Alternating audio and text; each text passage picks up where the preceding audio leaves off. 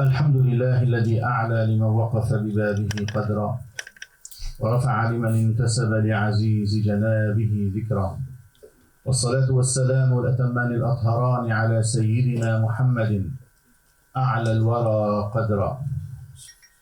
وبعد، أرحب بكم معالي العلماء والسادة الأفاضل وأصحاب السماحة بتحية الإسلام. أحييكم فأقول السلام عليكم ورحمة الله وبركاته.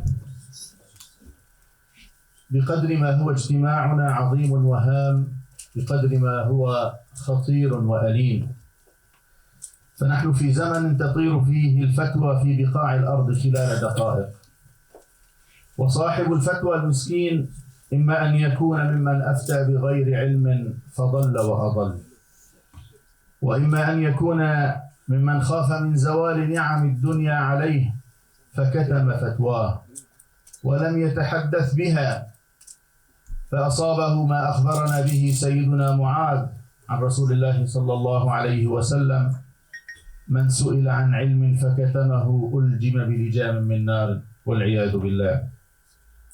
وإما أن يكون المفتي قد اعتاد الفتوى فتجرأ وأخذ يفتي هنا وهنا فوقع في الحرج: أجرأكم على الفتوى أجرأكم على النار. وإما أن يكون ممن تعلم واجتهد فأصاب، لكن الإخلاص أيها الإخوة قد لا يبقى مع العبد طوال حياته، فالمخلص دائما في حرج من أن يذهب إخلاصه فيذهب هنا وهناك باحثا عن السمعة وباحثا عن الشهرة، فيكون ممن أصابه ذاك الحديث حين يقول الله عز وجل له يوم القيامة: أعطيتك العلم فما عملت به. يقول: يا رب تعلمته وعلمته في سبيلك، فيقول: كذبت، تعلمته وعلمته ليقول عنك عالم. اللهم إنا نعوذ بك من أن يقال عنا كذا وكذا.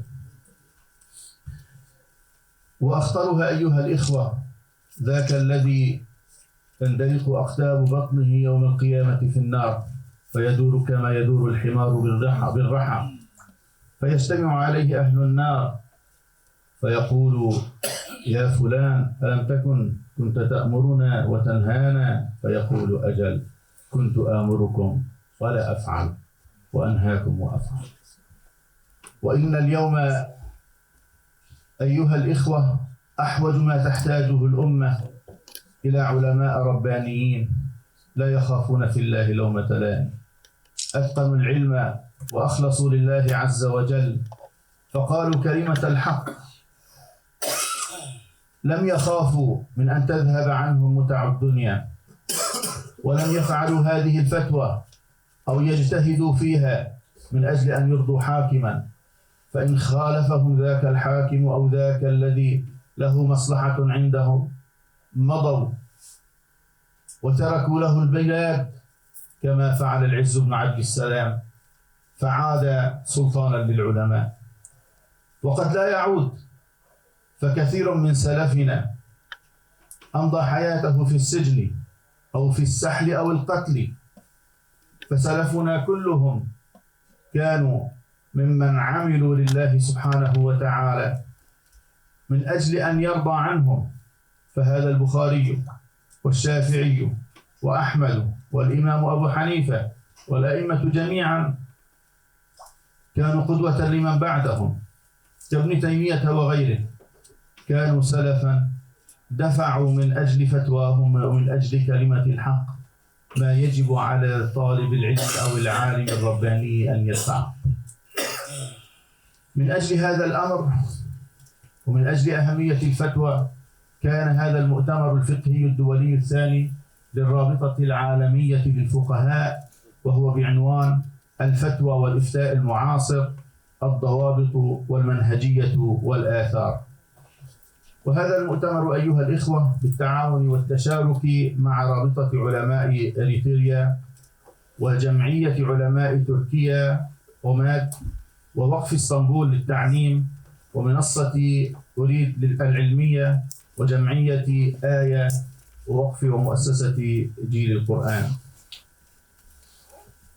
وإن كتاب الله أوثق شافع وأغنى غناء واهبا متفضلا، وخير جليس لا يمل حديثه وترداده تزداد فيه تجملا.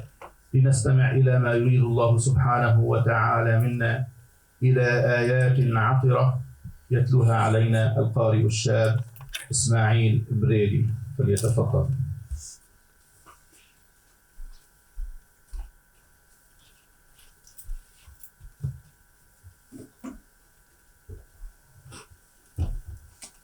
أعوذ بالله من الشيطان الرجيم. بسم الله الرحمن الرحيم.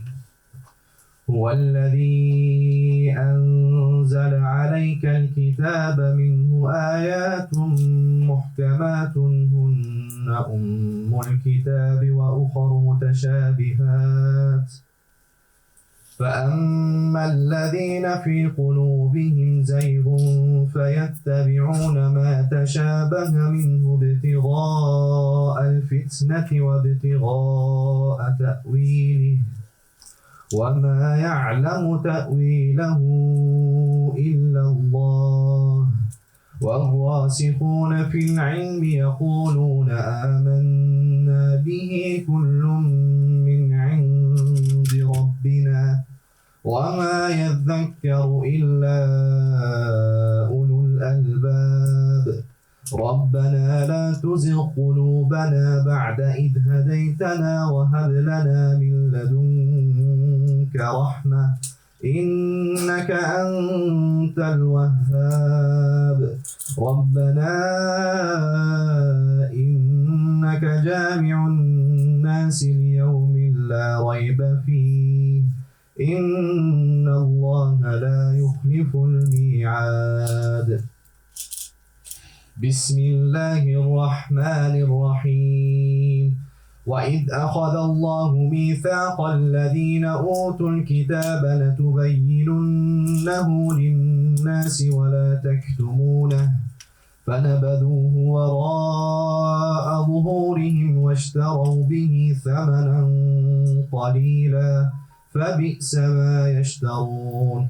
لا تحسبن الذين يفرحون بما أتوا ويحبون أن يحمدوا بما لم يفعلوا فلا تحسبنهم بمفازة من العذاب ولهم عذاب أليم.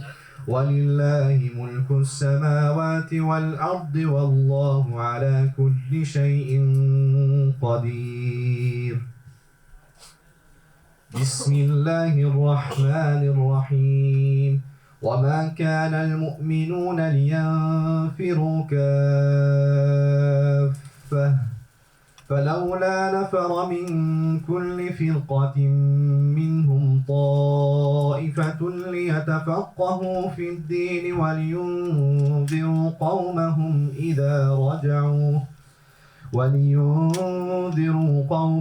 إذا رجعوا إليهم لعلهم يحذرون. صدق الله العظيم.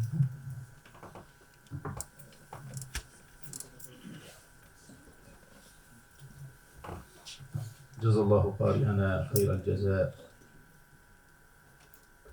وأختم بما كان صلى الله عليه وسلم يختم كما حدثتنا أمنا عائشة إذا أتم صلى الله عليه وسلم القرآن كان يقول: سبحانك اللهم وبحمدك أشهد أن لا إله إلا أنت أستغفرك وأتوب إليك.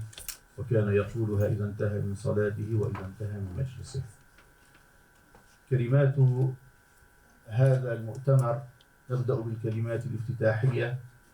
نتبارك بأساتذتنا الأفاضل وعلمائنا مع كلمة جمعية علماء تركيا ومات فضيلة الدكتور عبد الوهاب الكنجي، فليتفضل جزاه الله خيرا، مع ملاحظة أن الكلمات ستكون بمقدار 5 دقائق. جزاكم الله خيرا.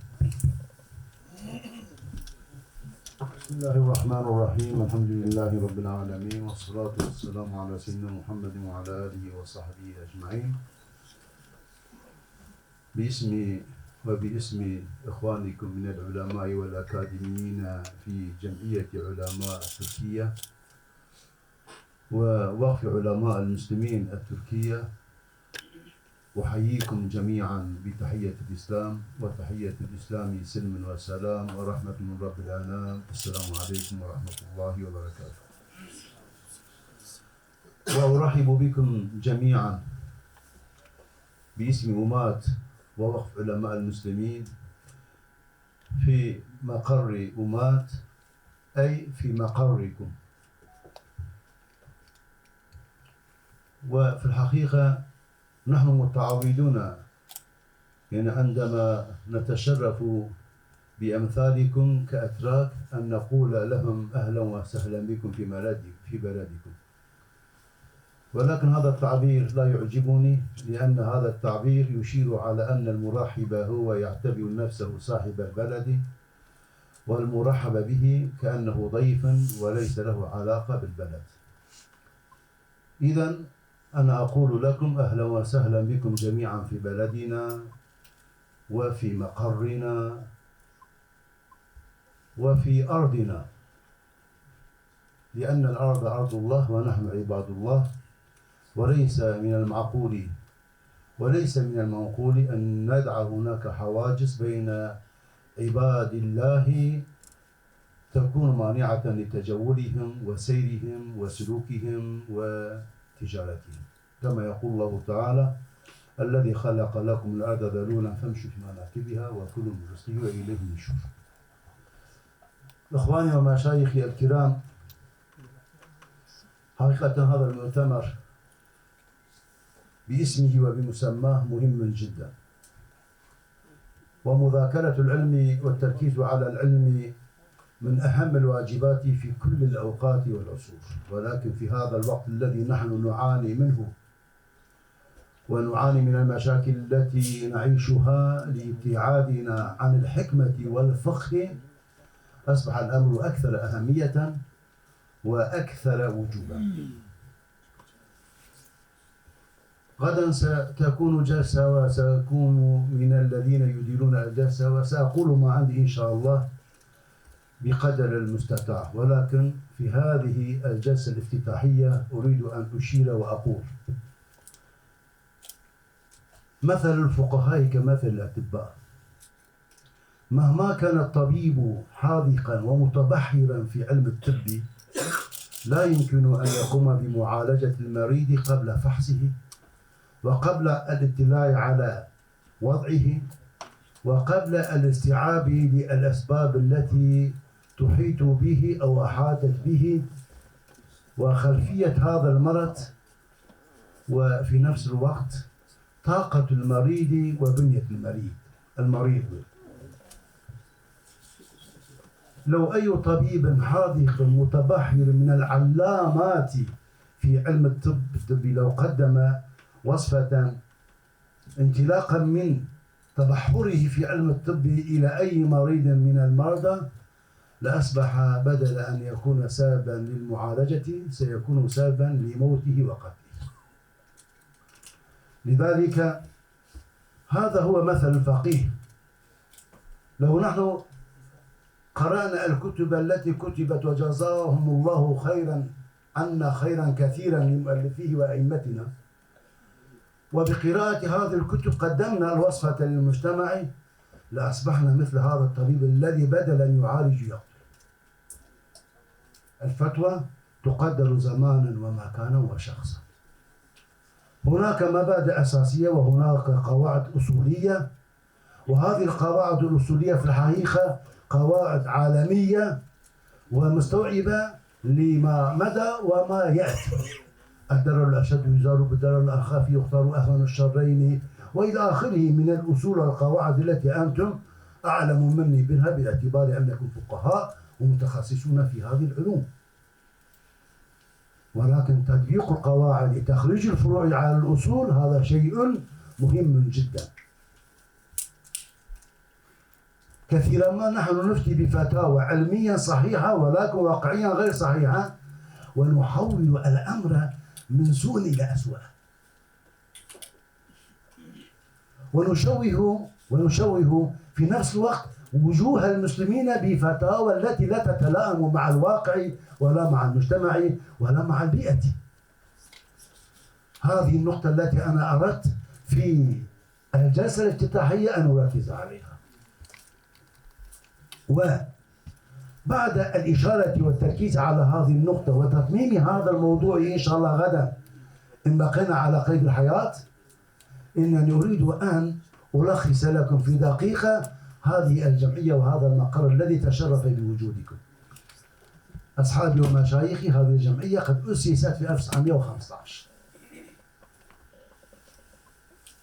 أسست وهي مؤسسة تركية علمائية مستوعبة لأغلب الأكاديميين والمتخصصين في العلوم الدينية شرقا وغربا في تركيا، وفي نفس الوقت مستوعبة لمن يمثل الجماعات التي لهم محل من الإعراب في الشوارع، ومستوعبة لمختلف التوجهات ولمختلف المجتهدين الذين عندهم اختلافات في بعض النقاط التي هي طبيعية، وفي نفس الوقت لا يمكن أن نمسعها ونقول لازم أن نتفكر كلنا في هذا الموضوع فكر واحد، لأن هذا يخالف الفطرة البشرية. أسست لأجل أن تكون قاسمة مشتركة بين العلماء والأكاديميين وبين المشايخ وبين مختلف من يمثل من العلماء الجماعات الموجودة في تركيا. وهذا المقر هو مقرها الرئيسي، وأنا الفقير إلى الله مؤسس هذه الجمعية وفي نفس الوقت رئيس هذه الجمعية، مع أننا قمنا بتأسيس وقف علماء المسلمين التركية قبل أشهر. وهذا المقر الحمد لله يقوم ويتشرف بخدمة العلم والعلماء. فكما أنكم الآن موجودون هنا، قبلكم كانت هناك مجموعة من الأئمة والخطباء في الدول الأوروبية وكان لهم دورات، وبعدكم ستكون هناك أيضا عمل ودورات علمية أخرى، وأصبحت كالنحلة الحمد لله ويعني تقوم بواجبها، مع أن هذا المقر مقر الإداري الرئيسي وفي نفس الوقت مقر للتشرف والتبرك بالعلم وفيضات أمثالكم، وبارك الله فيكم. وليس هناك حاجة أن تكتب شيئا، ويكون شاعر يكتب تأديب إشارة مكتوفة وسواه ينادى بالنداء العالي. والسلام عليكم ورحمة الله وبركاته.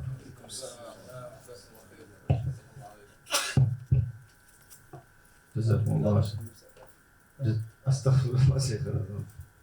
جزاكم الله خير الجزاء شيخنا على كلمتكم المباركة، وأكرر وأرحب بكم باسم الرابطة العالمية للفقهاء وباسم رئيسها في بلدنا، كما ذكر الدكتور عبد الوهاب في بلدنا تركيا، مع كلمة شيخنا الدكتور عصام الدكتور عصام البشير نائب رئيس الرابطة الاتحاد العالمي لعلماء المسلمين. جزاه الله عنا كل خير، فليتفضل مشكورا.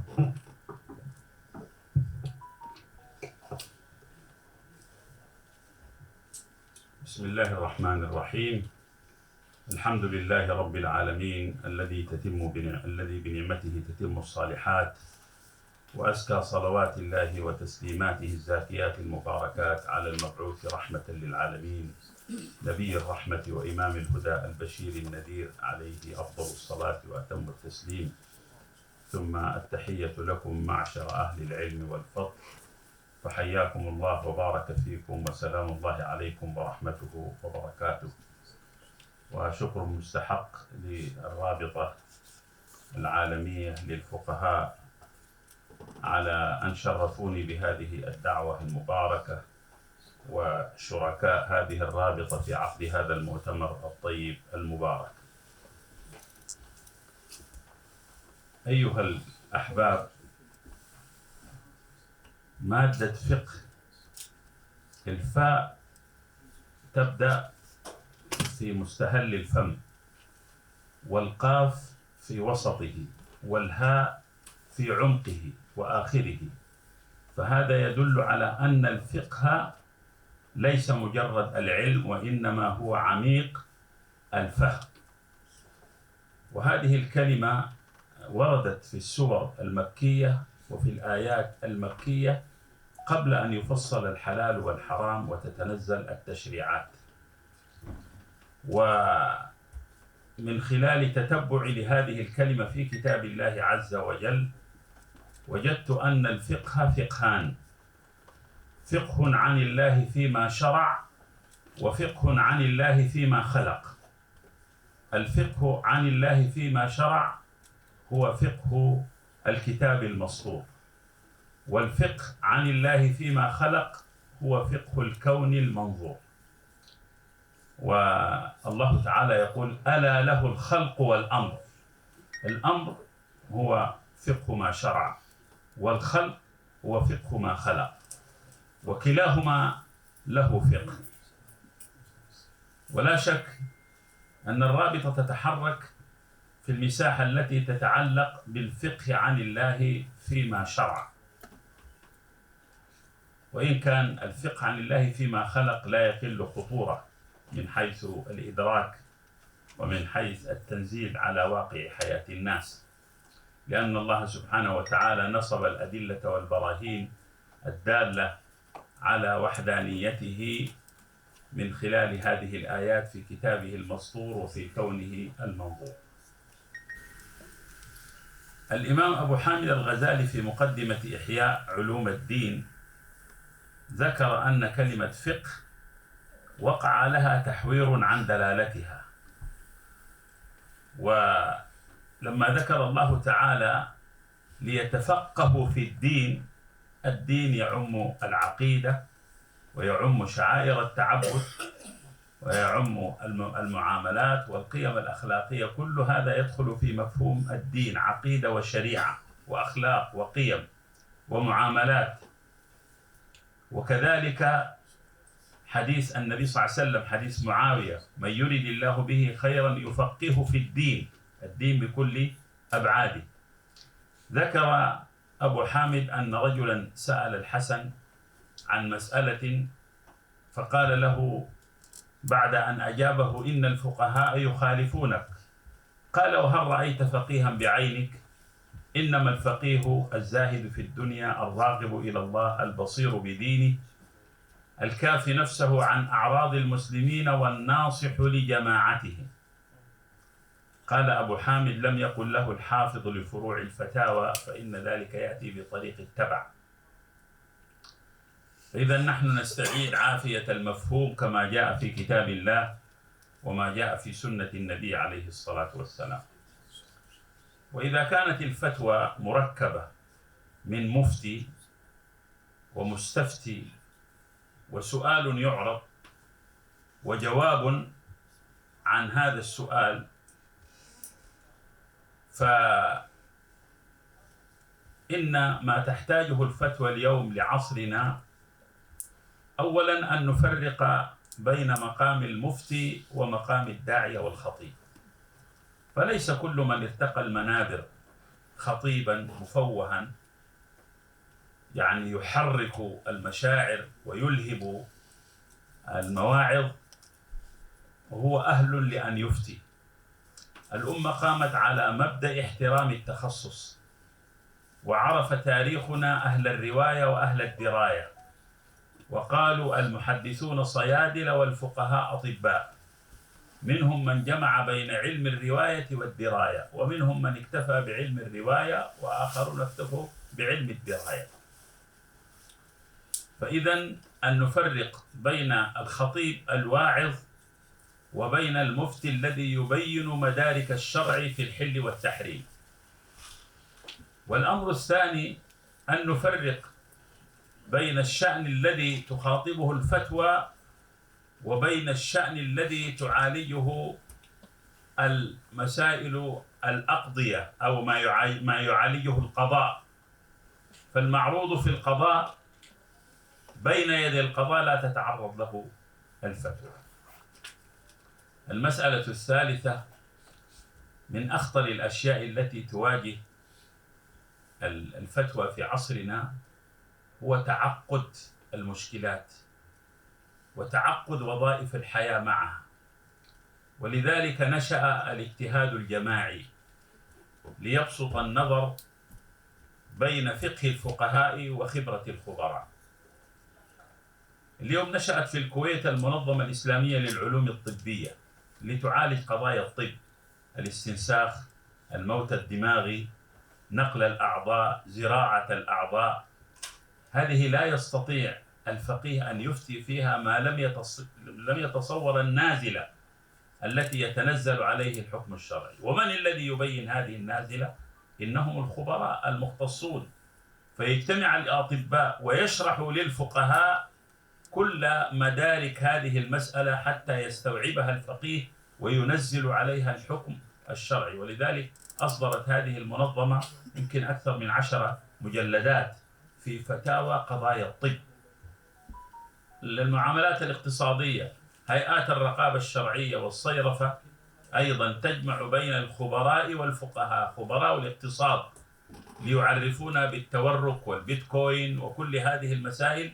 فإذا أحسن الفقهاء تصور هذه المسائل أمكنوا أن ينزلوا عليها الحكم المناسب.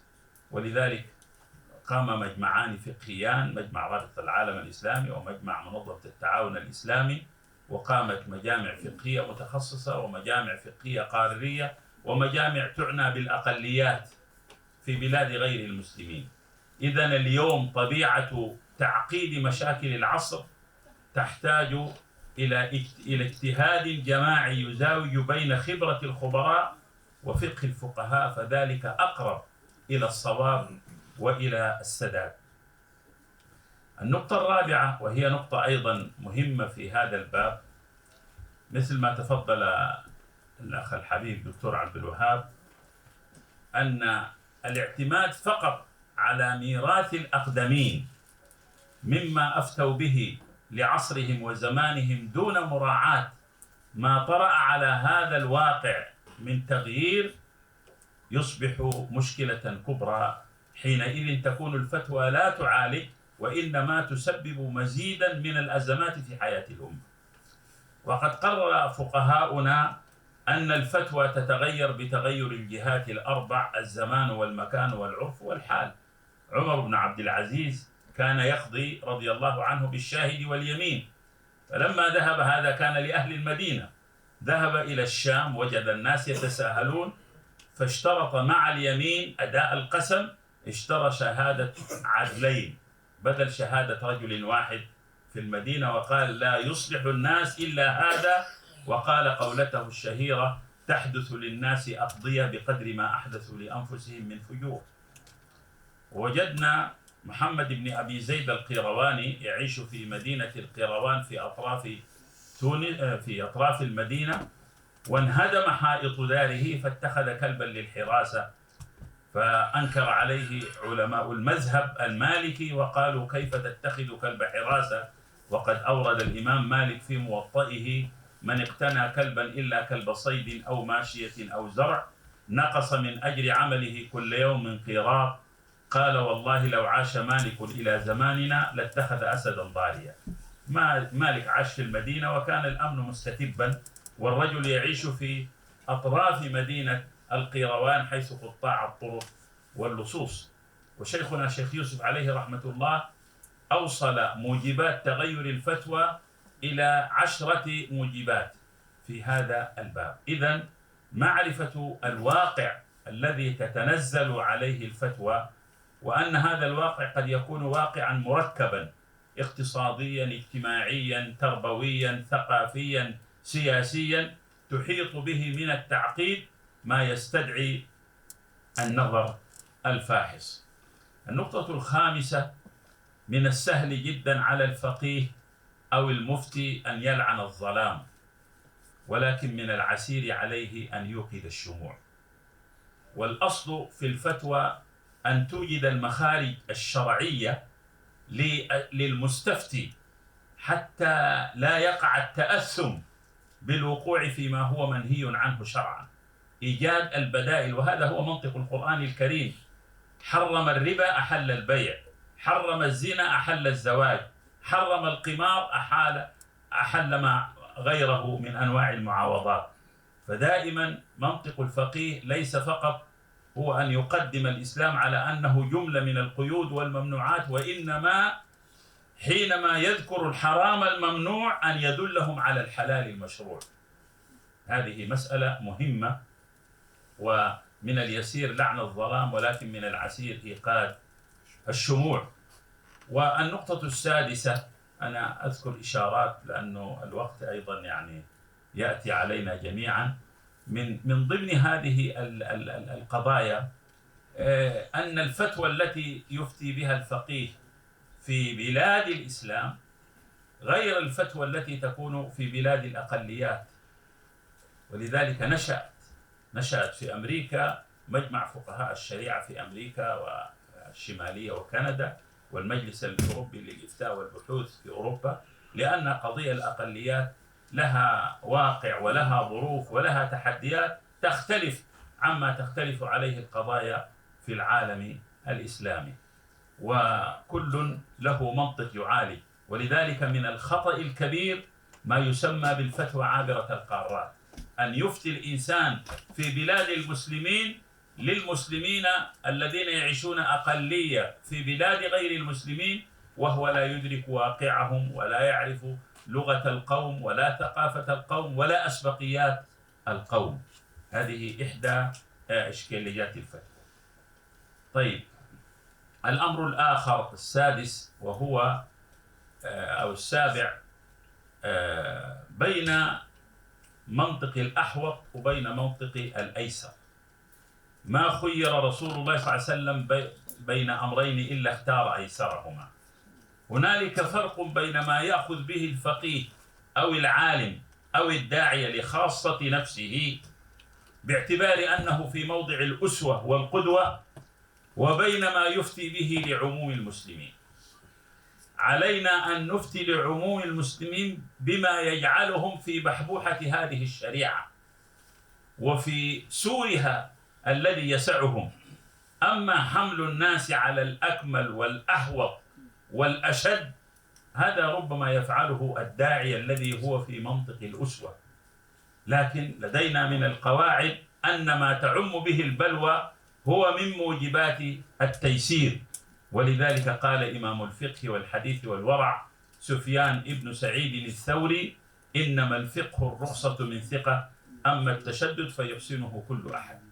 فنفرق بين ما يقوم به المفتي لنفسه عزيمة أو كمالا أو أحوط، وبين ما يفتي به لعموم المسلمين. وقد دلنا على ذلك هدي نبينا صلى الله عليه وسلم حين بعث معاذ بن جبل وأبا موسى إلى اليمن، قال: يسرا ولا تعسرا، بشرا ولا تنفرا. التيسير في الفتوى والتبشير في الدعوة. فالتفريق بين عزيمة الداعية والفقيه لنفسه وبين الرخصة لعموم المسلمين. حينما نتكلم عن التيسير نقصد التيسير الذي يضبطه مقصد من مقاصد الشرع، أو يسنده أصل من أصول الأحكام، أو يستند إلى اجتهاد فقيه معتبر. النقطة الثامنة، نحن نؤمن باتساع هذه المدارس الفقهية التي نشأت منذ عصر الصحابة. فهذا العالم اليوم تعددت فيه المدارس الفقهية وتعددت فيه المذاهب، وينبغي أن نعلم بأن نسع الناس بهذا التنوع الفقهي، وأن لا نحملهم على مركب واحد نجد فيه من الصعوبة ونجد فيه من العسر ونجد فيه من المشقة.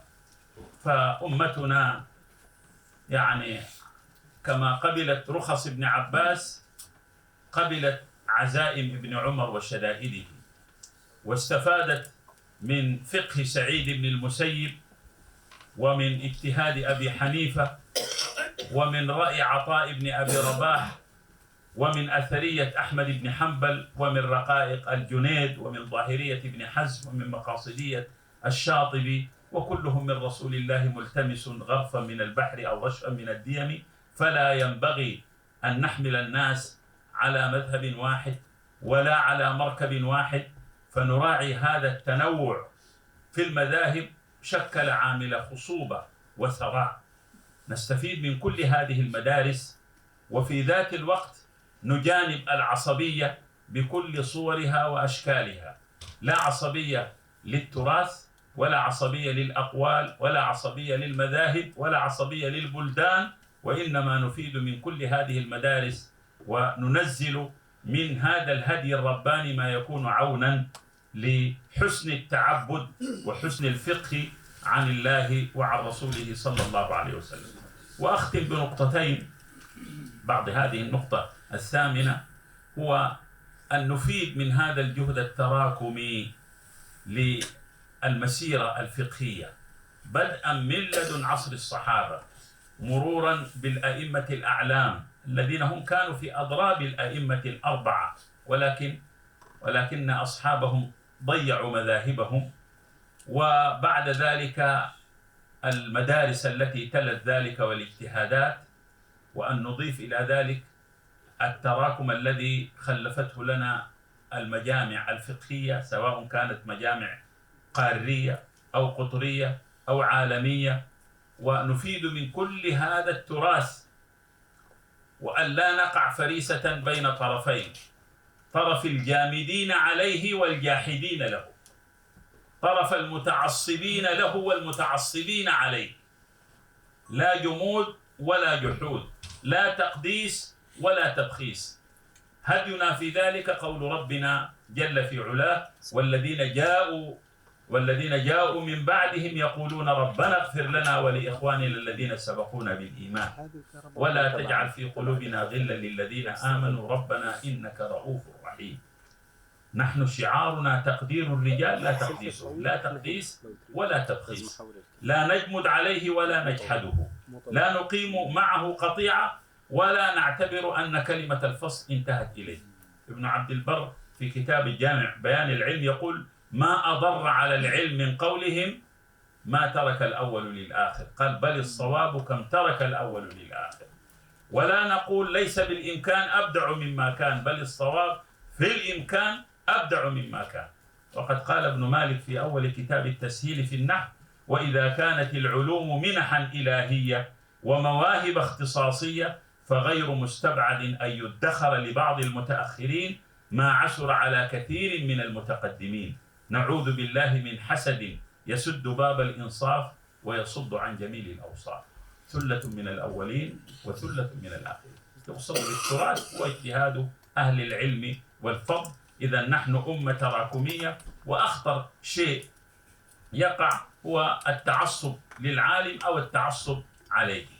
وأخيرا أن تشيعوا مع رحابة هذا الفقه بتنوع مدارسه واختلاف اجتهاداته، أن تشيعوا مع الفتوى أدب الفتوى، ومع العلم أدب العلم، وأخلاقيات العالم والمتعلم، لأنه أحيانا تقطع الأرحام في سبيل الاختلاف الفقهي، وتجد أحيانا أسلحة الدمار الشامل هي عناوين للكتب: البومب الألماني في الرد على الألباني، السيف الصقيل في الرد يعني تجد كل أنواع الأسلحة بأشكالها المختلفة تشرع لأجل ترجيح بين راجح ومرجوح وصواب وأصوب، وبين اختلاف هو مشروع يحمل إلى دائرة الاختلاف أو القطيعة التي تورث تهاجرا وتقاطعا وتدابرا وتشاحنا. الشافعي أخذ العلم عن مالك وألف كتاب سماه اختلاف مالك والشافعي، ومع ذلك كان يقول: إذا ذكر العلماء فمالك النجم. مالك حجة الله على خلقه، ما تحت أديم السماء أصح من كتاب مالك، لولا مالك وابن عيينة لذهب العلم من الحجاز. والشافعي تتلمذ عليه أحمد، وأحمد خالفه في مسائل، ومع ذلك كان الإمام أحمد يقول: والله ما بت ليلة 30 سنة إلا ودعوت فيها للشافعي، كان الشافعي كالشمس للدنيا وكالعافية للناس، فانظر هل لهذين من خلف أو منهما عوض، ومن يك علم الشافعي إمامه فمرتعه في باحة العلم واسع. والشافعي يقال عن أحمد: لقد تركت بغداد وما خلفت فيها أورع ولا أعلم ولا أهدى من أحمد بن حنبل. قالوا: يزورك أحمد وتزوره، قلت: المكارم لا تفارق منزله، إن زارني فبفضله أو زرته فلفضله، فالفضل في الحالين له. فينبغي أن نشيع هذا التراحم بين أهل العلم والفضل، وأن لا نجعل اختلاف الرأي أو التفاوت في الفتيا أو النوازل سبيلا لقطيعة الرحم بين أهل العلم والفضل. هذه بعض إشارات عجلة أردت أن أجعلها بين يدي افتتاح هذا المؤتمر المبارك، سائلا المولى الكريم أن يتقبل من هذه المؤسسات المباركة في عقدها هذا الملتقى، وأن يعظم النفع بهذا الجهد الكريم. وآخر دعوانا أن الحمد لله رب العالمين. جزاكم الله خيرا شيخنا الأستاذ الدكتور عصام البشير على هذه الكلمة المباركة، وأرجو أن لا يضيق يعني صدر مشايخنا بنا زرعا، لأن الوقت يحاصرنا بصلاة الجمعة مولانا، فأنا هذا الذي أتمنت عليه. جزاكم الله كل خير. الآن إلى واحة جديدة مع كلمة رابطة علماء إريتريا والأمين العام لرابطة علماء إريتريا فضيلة الشيخ برهان سعيد، فليتفضل مشكورا. بسم الله الرحمن الرحيم. الحمد لله والصلاة والسلام على رسول الله وعلى آله وصحبه ومن والاه. سأختصر قدر المستطاع. اسمحوا لي في البداية نتوجه بالشكر الجزيل للرابطة العالمية لفقهاء الأمة التي أعدت وحضرت لهذا المؤتمر العلمي الرائع الذي يبحث في مسألة مهمة من مسائل الأمة الإسلامية الملحة الفتوى والإفتاء. ويسرني أن أعرب عن عظيم امتناني وتقديري للرابطة على دعوتها الكريمة للمشاركة في هذا المؤتمر، أصالة عن نفسي ونيابة عن إخواني برابطة علماء إريتريا. التحية للرابطة العالمية والتحية للعلماء الأجلاء ولكل الحضور الكريم. بارك الله فيكم. في مستهل كلمتي لا بد لي في هذه اللحظة التاريخية الخطيرة والفارقة التي تمر بها أمتنا الإسلامية اليوم أن أقدم تحية إجلال وتقدير لأهلنا في فلسطين، وأخص غزة العزة والصمود. غزة العزة والصمود التي تتعرض لعدوان غاشم وإبادة جماعية وحصار ظالم من الاحتلال الصهيوني الذي يقتل ويدمر بشكل جنوني ووحشي في شعب أعزل، مستخدما كل آليات الدمار، مدعوما من قوى الشر في العالم دعما غير محدود عسكريا وسياسيا وإعلاميا، سائلين الله أن يجبر كسرهم ويتقبل شهداءهم ويشفي جرحاهم، وأن ينصر المجاهدين المرابطين في غزة ويثبت أقدامهم ويسدد رميهم. الإخوة العلماء، رغم حالة الضعف التي تصيب أمتنا الإسلامية وتداعي الأمم عليها، فإنها ما زالت عصية على كل محاولات الاستئصال التي تستهدف طمس هويتها الإسلامية والتحلل من قيمها الدينية والأخلاقية. لقد تعرضت الأمة في كل مراحل تاريخها لصنوف من التآمر والعدوان والخذلان، لكنها تمر اليوم بأخطر مرحلة في حياتها يستخدم ضدها كل وسائل الخبث السياسية والعسكرية والأمنية والاقتصادية. لقد سعى الأعداء في تدمير منظومة الأخلاق والتعليم والعلاقات الاجتماعية في مجتمعاتنا الإسلامية، وعمل على زعزعة استقرارها بخلق الخلافات وإذكاء الصراعات بينها، ليصل الحال بها لمرحلة الفوضى الأمنية والاقتتال الداخلي كما هو الحال في العديد من دولنا الإسلامية. الإخوة العلماء، في خضم هذه الاعتداءات المتوالية والمتنامية بصورة ممنهجة ضد الإسلام وإلى جانب ما نشهده في زماننا من تقدم علمي ومن قضايا مستحدثة في كل شؤون الحياة، وما تتعرض له أمتنا من ثقافات وافدة في مقابل تفشي الجهل بين المسلمين بعقيدتهم وشريعتهم، فإن حاجة أمتنا الإسلامية إلى من يبين لها حكم الله لمعرفة الحلال من الحرام والصحيح من الفاسد والمقبول من المردود حاجة ماسة. ومن هنا تأتي أهمية الفتوى والإفتاء، وأنها صارت أعظم مطلبا وأكثر احتياجا لمجتمعاتنا الإسلامية في كل أنحاء العالم، من أجل أن تكون على بصيرة بأحكام الشريعة فتهتدي بها وتيسر حياتها وفقا لمراد الله عز وجل. وهذه هي مهمة العلماء ورثة الأنبياء. قال تعالى: فاسألوا أهل الذكر إن كنتم لا تعلمون. إن وظيفة الفتوى والإفتاء وظيفة عظيمة وأساسية لعلماء الأمة لا غنى عنها في أي زمان ومكان. يجب على العلماء المقتدرين والمؤهلين القيام بها باتباع الضوابط والشروط التي أقرها علماء الإسلام. إن من أمر الفتوى والإفتاء أمانة ومسؤولية لا ينبغي لأحد أن يعمل فيها إلا من توفرت فيه شروطا أساسية أجملها الإمام الشافعي بقوله: لا يحل لأحد أن يفتي في دين الله إلا رجلا عارفا بكتاب الله بناسخه ومنسوخه وبمحكمه ومتشابهه وتأويله وتنزيله ومكيه ومدنيه وما أريد به، إلى ما آخر ما قال رحمه الله. انظر في هذا كتاب الفقيه والمتفقه للإمام البغدادي. الإخوة العلماء، تواجه عملية الإفتاء في عالمنا المعاصر تحديات عديدة، بما في ذلك الانتشار الواسع للإنترنت ووسائل التواصل الاجتماعي وتداخل مجالات الحياة والعلوم المختلفة في كل قضية من القضايا، مما يستوجب على القائمين بالإفتاء خبرة عميقة في الشريعة الإسلامية، وأن يكون على علم بأقوال وآراء أهل العلم المعتبرين، وأن يواكبوا التطورات التقنية، ويكون لهم إلمام واسع بالواقع من كل جوانبه، ورؤية شاملة لكل السياقات الاجتماعية والثقافية والاقتصادية في إعمال الإفتاء وإصدار الفتوى الصحيحة القادرة على التعامل مع التحديات والمشكلات الحديثة وتجيب على التساؤلات الدينية للمسلمين. وكلما اعتمدنا في الفتوى والإفتاء على النهج الجماعي نكون أقرب إلى الصواب وأبعد عن الخطأ. هذا ما كان يفعله أبو بكر الصديق رضي الله تعالى عنه في عهد خلافته، حيث كان يجمع كبار الصحابة وخيارهم ويستشيرهم، فإذا اجتمع رأيهم على أمر قضى به. وكذلك كان عمر بن الخطاب وعمر بن عبد العزيز رضي الله عن الجميع. إن الاهتمام بعملية الفتوى الجماعية وضبطها بالضوابط العلمية والشرعية تلعب دورا كبيرا في حماية الشريعة من العبث المتعمد، وحماية الإسلام من التشويه لصورته وحقائقه، وتساعد المسلمين على الوعي بدينهم والحفاظ على هويتهم وتمسكهم بقيمهم الإسلامية.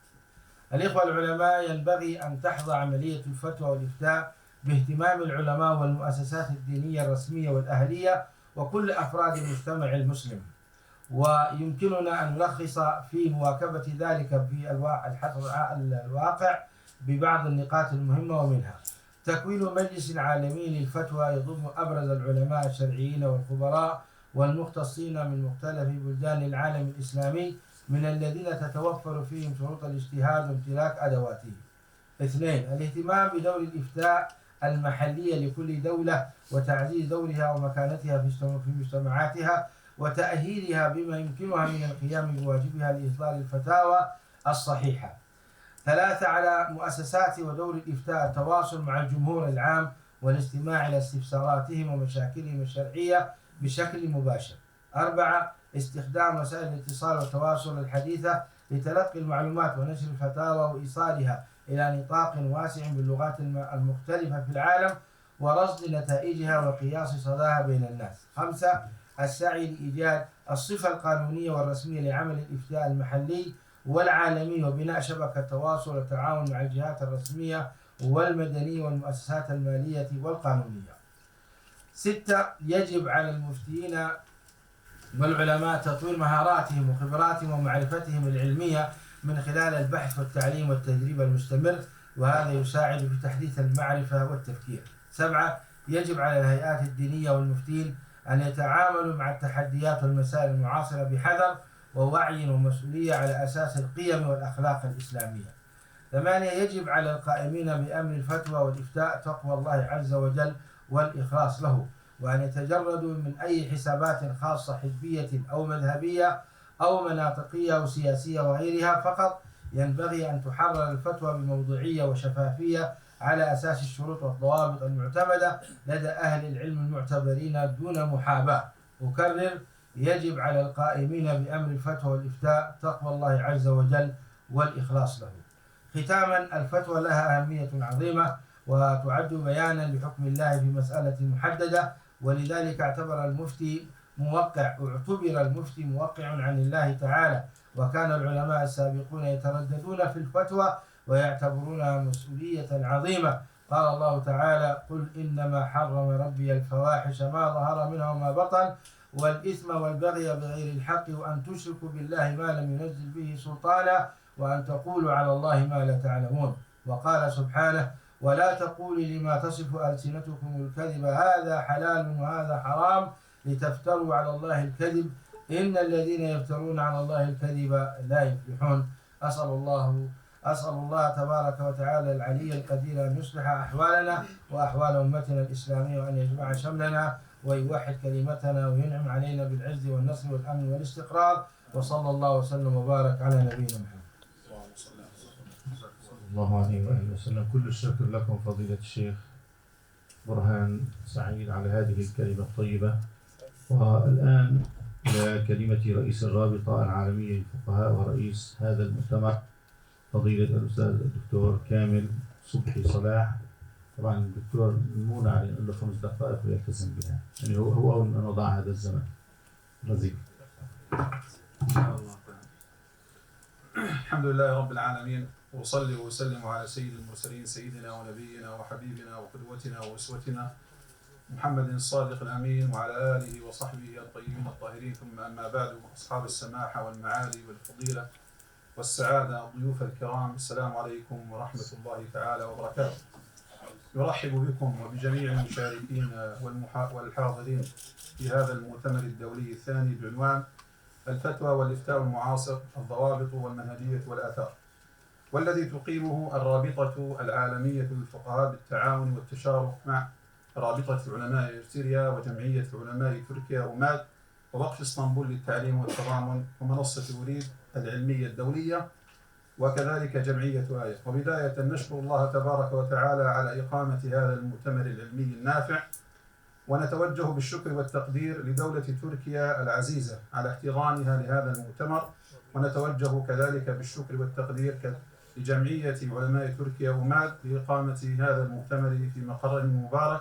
فحياكم الله تبارك وتعالى أيها الفضلاء والأكارم. ثم أما بعد، فإن من المقرر المعلوم أهمية الفتوى ودورها وأثرها في حفظ ثوابت الدين ومحكمات الشريعة وحماية المجتمعات، ولذلك يجب العمل على إصدار الفتوى الصحيحة المبنية على أدلة الكتاب والسنة، وهذا يعد واجبا شرعيا على المؤسسات التي تعنى بالدراسات الفقهية وتقوم برعاية الفتوى، ومنها الروابط والمؤسسات الشرعية والمجامع الفقهية ودور الإفتاء والشخصيات العلمية المتخصصة بالعلوم الشرعية.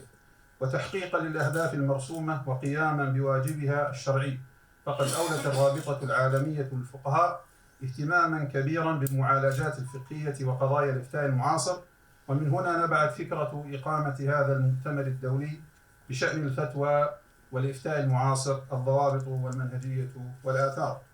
الفضلاء والأكارم، لا يخفى على شريف علمكم أن الفتوى والإفتاء والفقه في الدين من أعظم المنن وأجل المنح وأعلى الفضائل وأسمى المنازل، فهو الفيصل بين الحق والباطل وبين الضلالة والهدى، ذلك أن الفتوى والفقه في الدين نسترشد بهما إلى معاني التنزيل ودفائنه ونكته ولطائفه. وللإفتاء فضائل عظيمة ومنازل جليلة تتجلى بالنظر في الجوانب الآتية. فالمفتي موقع عن الله سبحانه وتعالى، قال الله جل وعلا: يستفتونك قل الله يفتيكم في الكلالة وقال الله تبارك وتعالى: ويستفتونك في النساء قل الله يفتيكم فيهن. والمفتي وارث لرسول الله صلى الله تعالى عليه وسلم، ولقد كان النبي صلى الله عليه وسلم يتولى هذا المنصب في حياته، وكان ذلك من مقتضى رسالته، وقد كلفه الله تبارك وتعالى بذلك، حيث قال الله جل وعلا: وأنزلنا إليك الذكر لتبين للناس ما نزل إليهم ولعلهم يتفكرون. والإفتاء أرقى العلوم الفقهية وأدقها، فالمفتي قائم بفرض الكفاية عن الأمة، فمنصب الفتوى منصب عظيم الأثر عزيز القدر، فإن المفتي كما قال الإمام الشاطبي قائم مقام النبي صلى الله عليه وسلم، فهو خليفته ووارثه. قال صلى الله عليه وسلم: العلماء ورثة الأنبياء، وهو نائب عنه في تبليغ الأحكام وتعليم الأنام.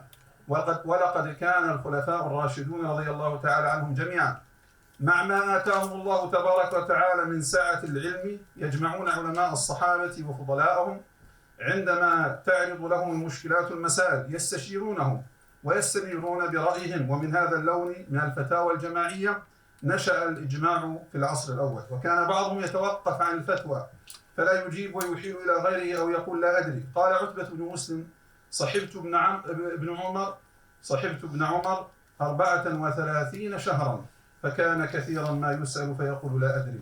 وقال ابن أبي ليلى: أدركت 120 من الأنصار من أصحاب رسول الله صلى الله عليه وسلم يسأل أحدهم عن المسألة فيردها هذا إلى هذا وهذا إلى هذا حتى ترجع إلى الأول، وما منهم من أحد يحدث بحديث أو يسأل عن شيء إلا ود أن أخاه كفاه. فحقيق بمن أقيم في هذا المنصب أن يتقي الله تبارك وتعالى، وأن يعد له عدته، وأن يتهب له أهبته، وأن يعلم قدر المقام الذي أقيم فيه، ولا يكون في صدره حرج من قول الحق والصدع به، فإن الله تبارك وتعالى ناصره وهاديه. الفضلاء والأكارم، فإن من الأهداف المهمة لإقامة هذا المؤتمر التعريف بالفتوى والإفتاء المعاصر وما يتعلق بهما من الضوابط والأنواع والآداب، مع مراعاة تطورات العصر بشأن ذلك، وبيان أهمية الفتوى ومكانتها في الإسلام وأثرها في الأمة، ودراسة صناعة الفتوى وبيان منهجية الإفتاء المعاصر في تنزيل الأحكام الشرعية على المسجدات المعاصرة، وإظهار دور الفتوى المعاصرة في ترسيخ منهجية الوسطية والاعتدال في الأمة لمعالجة الأفكار المنحرفة، وبيان أثر الفوضى والاضطراب في فتاوى الفضائيات ومواقع التواصل الاجتماعي وسبل معالجتها وترشيدها، ودراسة مخرجات المؤسسات التي تتبنى الإفتاء الجماعي والمتخصص ودورها في معالجة النوازل والمسجدات المعاصرة، والتعريف بالجهود العلمية لعلماء الشريعة والفقهاء، وتمثيل التواصل العلمي بين فقهاء الأمة، ومد جسور التعاون والتكامل بين المؤسسات الشرعية.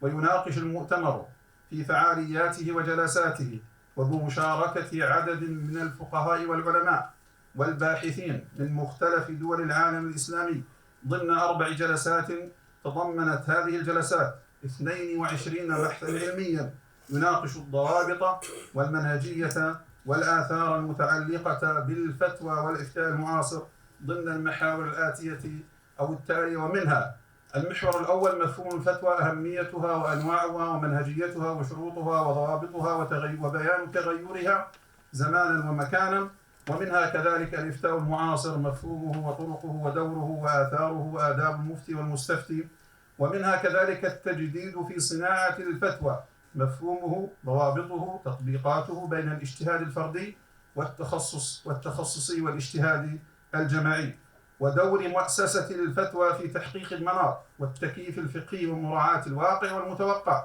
والفقه التنزيلي لمعالجة النوازل والمستجدات المعاصرة، وكذلك دور مؤسسات وهيئات الإفتاء المعاصرة وجهودها في ترشيد الإفتاء والتصدي للفتاوى الشاذة ببيان مفهومها وأنواعها وأسبابها وآثارها على استقرار المجتمعات الإنسانية وسبل علاجها. ومنها كذلك الفتاوى المعاصرة بين الانضباط المنهجي وفوضى الإفتاء عبر الفضائيات ومواقع التواصل الاجتماعي، التشخيص والمعالجات، وكذلك بيان أثر الفتوى المعاصرة في حفظ ثوابت الدين ومحكمات الشريعة وترسيخ منهج الوسطية في الأمة وحماية المجتمعات وتعزيز التواصل والتعايش السلمي والإقليمي والمحلي ومعالجة الأفكار الشاذة والمنحرفة. وفي الختام نسأل الله العلي الأعلى أن يوفقنا وإياكم لطاعته، وأن يفقهنا في دينه، وأن ينفع الأمة الإسلامية بهذا المؤتمر الفقهي الدولي،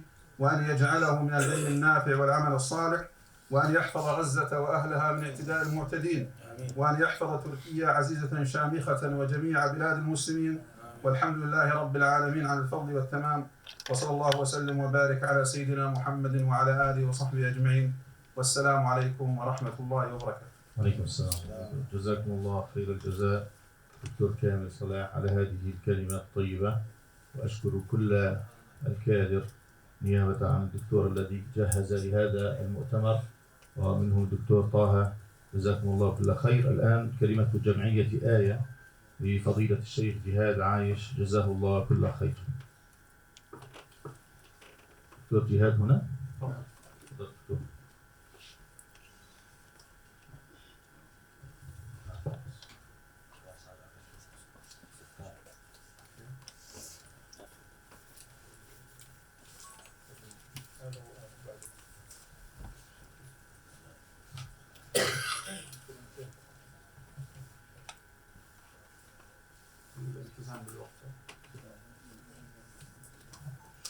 السلام عليكم ورحمة الله وبركاته. بسم الله الرحمن الرحيم، الحمد لله وكفى وسلام على عباده الذين اصطفى وبعد. يأتي المؤتمر الثاني للرابطة العالمية للفقهاء في مرحلة مهمة ومفصلية في تاريخ الأمة.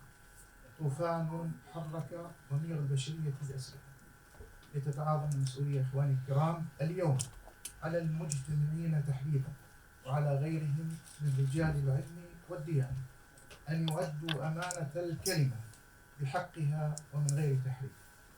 فقد حذر ربنا وأنذر من الساكت عن الحق المؤخر للبيان عن وقت حاجته، وقال تبارك وتعالى: وإذ أخذ الله ميثاق الذين أوتوا الكتاب لا تبيننه للناس ولا تكتمونه فنبذوه وراء ظهورهم واشتروا به ثمنا قليلا فبئس ما يشترون.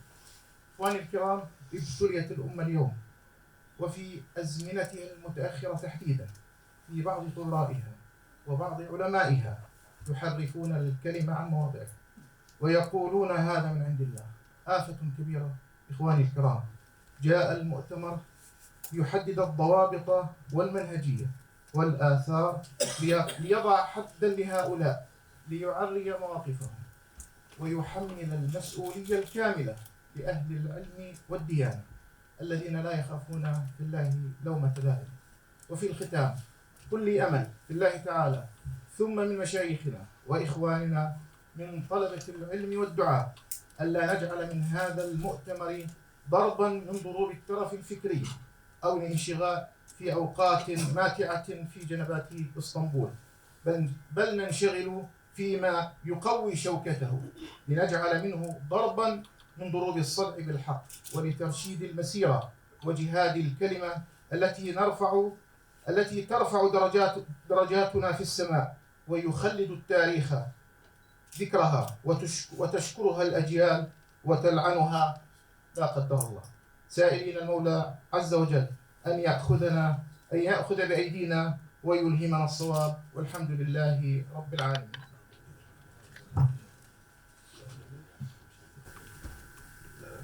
جزاكم الله خيرا دكتور جهاد. نعم مولانا. الشيخ مستعد بس نشربه الآن مع فقرة تكريم فضيلة شيخنا الأستاذ الدكتور عصام بشير، جزاه الله خيرا.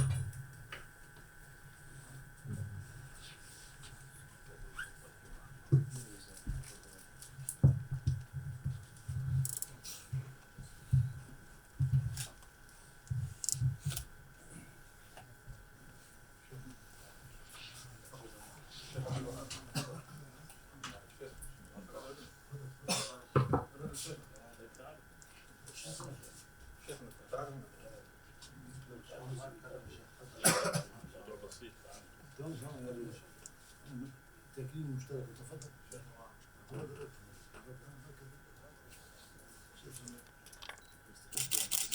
تكبير، الله أكبر، تكبير، الله أكبر.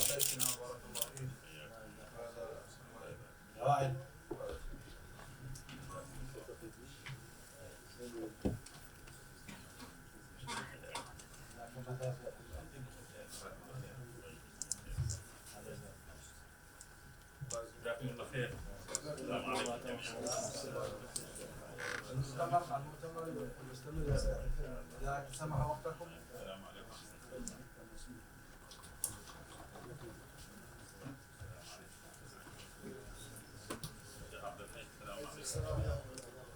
عذرا فضيلة الشيخ عنده خطبة الجمعة، فنستأنف الكلمات باختصار ثم نبدأ إن شاء الله بالجلسة العلمية الأولى، وبعد ذلك حتى نصلي صلاة الجمعة إن شاء الله. تفضل شيخ مبارك. نعم، وصلنا إلى الكلمة قبل الأخيرة قبل الجلسة العلمية مع كلمة ضيفنا وفضيلة الأستاذ الدكتور صلاح الدين النعيمي حفظه الله تعالى، هو نائب رئيس مجلس علماء العراق، فلنستمع إليه جزاه الله خيرا. تحب تجلس شيخنا أو تحب تقف؟ الأمر مريح. الشيخ مبارك هذا عنده عشان القناة.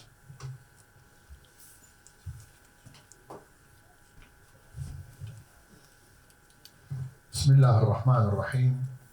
الحمد لله والصلاة والسلام على تاج رؤوسنا رسول الله وعلى آله وصحبه ومن اهتدى بهداه، أما بعد، فأحييكم أيها الكرام بتحية الإسلام الخالدة، كل حسب اسمه وجميل رسمه ومقامه، فأقول السلام عليكم ورحمة الله تعالى وبركاته.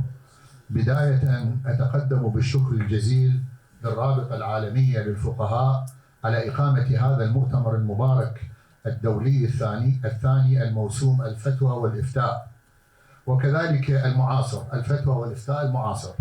وكذلك الشكر موصول لكل من تعاون من المؤسسات الإسلامية والجمعيات والروابط وجميع السادة الباحثين، فجزاكم الله عنا وعنهم خيرا. بداية اسمحوا لي بدعاء يسير لإخواننا في غزة، أن أقول: اللهم يا ذا القوة والجبروت والعزة انصر إخواننا في غزة. آمين. اللهم انصرهم يا رب العالمين، فقد بيضوا وجوهنا بيض الله وجوههم. أقول لهم حفظكم الله، أعزكم الله، نصركم الله. أيها السادة الكرام، لا يخفى على حضراتكم المكانة العظمى والمنزلة الكبيرة للفتوى في الإسلام، لكونها بيان حكم الله تعالى بمقتضى الأدلة الشرعية. يقول أهل العلم إنها توقيع عن الله تبارك وتعالى، ويعد عمل المفتي في إيجاد الحكم والبحث عنه من أفضل الأعمال، فهو يقوم بنشر العلم والخير ليهدي الناس إلى صراط الله تبارك وتعالى بتوفيق منه عز وجل. وقد بين القرآن ذلك فقال تعالى: وما كان المؤمنون لينفروا كافة فلولا نفر من كل فرقة منهم طائفة ليتفقهوا في الدين ولينذروا قومهم إذا رجعوا إليهم لعلهم يحذرون. قال المفسرون في هذه الآية الكريمة إن على المسلمين في حالة عدم النفير العام أن يقسموا أنفسهم إلى قسمين: قسم يبقى مع الرسول صلى الله عليه وسلم ليتفقه في الدين، وقسم آخر يخرج للجهاد في سبيل الله. وبذلك يجمع المسلمون بين المصلحتين: مصلحة الدفاع عن الدين بالحجة والبرهان، ومصلحة الدفاع عنه بالسيف والسنان. السادة الفضلاء، ولخطورة الفتوى لا بد لها من ضوابط يلتزم بها كل من يتصدى لها، وأنا على يقين من أنكم جميعا قد قرأتم ما ذكره سلفنا الصالح من خوفهم وورعهم من الفتوى، مع ما كان لديهم من علم في الشريعة. فهذا أحد التابعين يقول: إن أحدكم ليفتي في المسألة ولو وردت على عمر بن الخطاب رضي الله عنه لجمع لها أهل بدر. وكذلك كان أئمة المذاهب الفقهية المعتمدة يكثرون من قولهم لا أدري، حتى وضعوا مجموعة من الصفات والضوابط الواجب توافرها للمجتهد ليكون على بصيرة من أمره.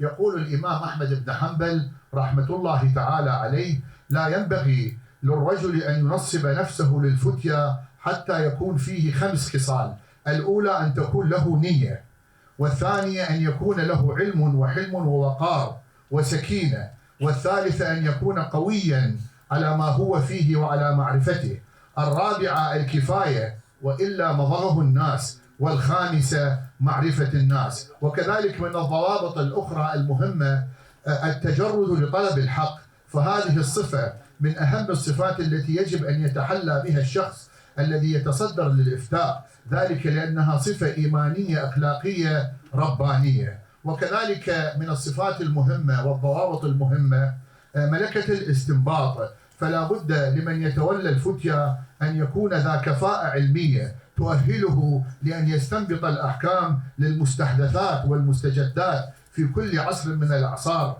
التي لم يرد بشأنها حكم شرعي. يقول الإمام الشاطبي رحمة الله تعالى عليه: عندما تحصل درجة الاجتهاد لمن اتصف بوصفين، أحدهما فهم مقاصد الشريعة على كمالها، والآخر التمكن من الاستنباط بناء على فهمه. ختاما أيها الأحباب، أرى الاهتمام بالمجامع الفقهية المعتبرة لإصدار الفتاوى التي تجمع ولا تفرق على وفق ضوابط الشريعة الإسلامية، وعلى أن يكون أعضاء ذلك أو تلك المجامع مطلعين على كل التطورات والثقافات والعلوم والمعارف المعاصرة، ولا بأس أن يكون لهم مجلس شورى من جميع التخصصات الشرعية والعلمية والعسكرية والطبية ونحوها يرجع إليها في حال تعرضهم لمسألة ليست من اختصاصهم الشرعي. وأخيرا أيها الأحباب أقول: ويدخل هذا كله في قوله تعالى: وأمرهم شورى بينهم. أسأل الله تبارك وتعالى أن يجعل هذا المؤتمر فاتحة الخير لجمع كلمة المسلمين. اللهم آمين آمين. وآخر دعوانا أن الحمد لله رب العالمين، وصلى الله وسلم وبارك على سيدنا محمد وعلى آله وصحبه والتابعين.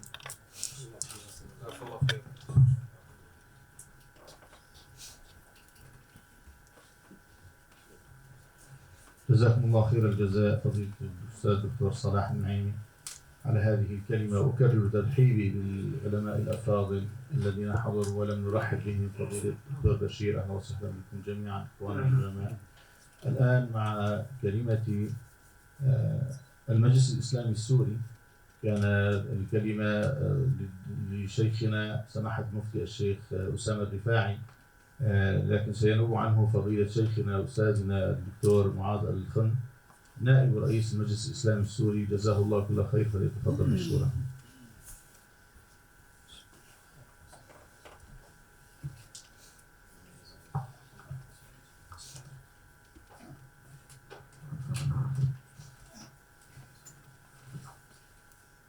السلام عليكم ورحمة الله وبركاته. أولا سادتي الأفاضل، قبل شكر هذه الرابطة المباركة إن شاء الله هذه الدعوة الكريمة. الأمر الثاني، أنقل لكم سلام وتحيات شيخنا فضيلة الشيخ أسامة الرفاعي مفتي الجمهورية العربية السورية، الذي شرفني بالإنابة عنه في هذا المحضر الكريم. بسم الله الرحمن الرحيم. الحمد لله القائل: فلولا نفر من كل فرقة منهم طائفة ليتفقهوا في الدين ولينذروا قومهم إذا رجعوا إليه. والصلاة والسلام على نبينا محمد القائل: من يرد الله به خيرا يفقهه في الدين، وعلى آله وصحبه ومن تبعهم بإحسان إلى يوم الدين. بعد إذ بدأ إخواني، لا أريد أن أطيل. واليوم عكس ما أشار شيخنا الشيخ عصام بإحدى قواعده، إنه كم ترك الأول للآخر، أظن هنا ما ترك الأول للآخر شيء. فلذلك سوف أبدأ مباشرة بما أراه قد يكون إضافة إلى ما ذكره الإخوة الكرام. إخواننا، أنا أمثل الآن، أتكلم عن بلدي سوريا الحبيب، ولعل بلدي هي من أحوج البلاد إلى ما تقومون به، فقد حدثت تغييرات كبيرة بعد الثورة المجيدة التي قام بها الشعب السوري على النظام الظالم المجرم، ونجم عن ذلك واقع جديد ومعقد بسبب تعدد السلطات على الأرض وتشتت مناطق الوطن وتبعيتها لجهات متعددة. وكذلك الهجرة في كل الاتجاهات داخل الوطن وخارجه، في بلاد الجوار وفي أصقار الأرض. واستجدت مسائل كثيرة تحتاج لاجتهاد ودراسة ونظر، وتم بفضل الله تعالى تأسيس مجلس للإفتاء السوري تابع للمجلس الإسلامي السوري، وذلك عام 1438 للهجرة، ما يوافق 2017 أي ما يزيد على 6 سنوات. وضم هذا المجلس قرابة 30 عالما ممن يحملون هذا التخصص ولهم باع طويل في الفقه والإفتاء. وصدر عن المجلس في هذه الفترة ما يزيد عن 80 فتوى. أذكر عناوين بعضها لندرك أهمية هذه النوازل وجدتها. فمنها ما اهتم بتحديد الأنصبة. اليوم في عندنا شمال سوري محرر لمن يتبع فقهيا علميا شرعيا. سد المجلس الإسلامي السوري هذا الفراغ وانبثق عنه كما قلت مجلس الإفتاء السوري، ولله الحمد. فمما يحتاج إليه الناس تحديد الأنصبة ومقادير الزكوات والفدية إلى آخره، ومنها ما يتعلق بإثبات الشهور لا سيما التي تتعلق بالعبادات كشهري رمضان وشوال، ومنها فتاوى متكررة يحتاج الناس إليها في كل زمان، ومنها فتاوى خاصة بقطرنا، مثلا تحريم بيع الأراضي للشيعة. الدولة تشجع الشيعة على التملك في سوريا، سواء الذين وفدوا من الدول المجاورة حتى من إيران وباكستان وغيرها. فصدرت فتوى تحريم بيع الأراضي للشيعة في سوريا. أيضا جاءنا ناس بدعوى الجهاد، وتسمعون وتعلمون داعش، وصار الناس يزوجونهم مجهولة الاسم والنسب، ونشأ عن ذلك مشاكل كثيرة تحتاج إلى اجتهاد فقهي معاصر جديد. أيضا هناك مسروقات وتباع في الأسواق بعد تداخل الأمور والمعارك الطاحنة بين أطراف متعددة. ما هو حكم شراء المسروقات؟ أيضا من البلايا والرزايا الكبرى قضية كان لها سابق وأثر تغير قيمة العملة في أداء الحقوق. وتعلمون الليرة السورية انهارت الكلية. أيضا نتيجة تباعد الناس وتشتتهم وتوزعهم في أقطار الأرض، حكم عقد الزواج بوسائل الاتصال الحديثة. أيها الإخوة، أختم بدقيقتين فقط. إن الذي أراه بعد التجربة التي مر بها مجلسنا أي مجلس الإفتاء السوري في هذه المدة من القيام بواجب الإفتاء مما نصلح أن نتبادل فيه الفائدة والخبرة، وله مساس بعنوان المؤتمر الذي اجتمعنا لأجله. أرى ما يلي: أولا، ضرورة أن تصدر الفتوى فيما عمت به البلوى وكان شأنا عاما من النوازل عن اجتهاد جماعي، وهذا ما قرره أساتذتنا الفضلاء. ثانيا، لا شك أن لخصوصية الزمان والمكان والحال أثرا في الفتوى، وهذا ما نص عليه فقهاؤنا عندما تحدثوا عن تغير الفتوى، كما بوب ابن القيم في كتاب إعلام الموقعين فصل في تغير الفتوى واختلافها بحسب تغير الأزمنة والأمكنة والأحوال والنيات والعوائد. ثالثا، إن كثيرا من النوازل حتمت على الباحثين والمفتين تعمقهم بما عرف اصطلاحا بفقه الأولويات أو الموازنات أو فقه الضرورات، وكذلك في البلاد غير المسلمة فقه الأقليات، وذلك لتباين المصالح واختلاف رتب المفاسد. رابعا، إن كثيرا من القضايا اضطر العلماء فيها للأخذ برأي فقهي مرجوح، وبالتالي يتعين منهجيا ضمن هذا التوجه البحث فيما يلي. هذا عنوان أصولي: الأخذ بالرأي المرجوح. الأصل الإفتاء بالرأي الراجح. ما هي ضوابط القول المرجوح المعتبر للأخذ بالرأي الفقهي المرجوح؟ وبالتالي ما هي الضوابط ضوابط القول المرجوح المعتبر الذي يمكن الأخذ به وتكون الفتوى عليه، وما هي شروط الأخذ به، وما هي البواعث والمقاصد التي تسوغ الأخذ به وترك الراجح الذي هو الأصل والمعول عليه في الإسلام. ما هي التطبيقات العملية لهذا التوجه مما اعتمدته المجامع الفقهية المعتبرة من فتاوى وهي كثيرة لندرك حدود هذا الأخذ عمليا. وأخيرا يا أخواننا العلماء هناك نوازل لا سابق لها، فاعتمدوا منهجا جديدا في قضية تخريج الفروع على الأصول أو تخريج الفروع على الفروع، وهذه المسألة تحتاج إلى ضبط. فمثلا قضية نقل الأعضاء وزراعة الأعضاء، فمن خرجها على الأصول ذهب الحكم معه إلى التحريم. قضية لا يتصرف الإنسان فيما يملك، القواعد العامة الموجودة في الفقه.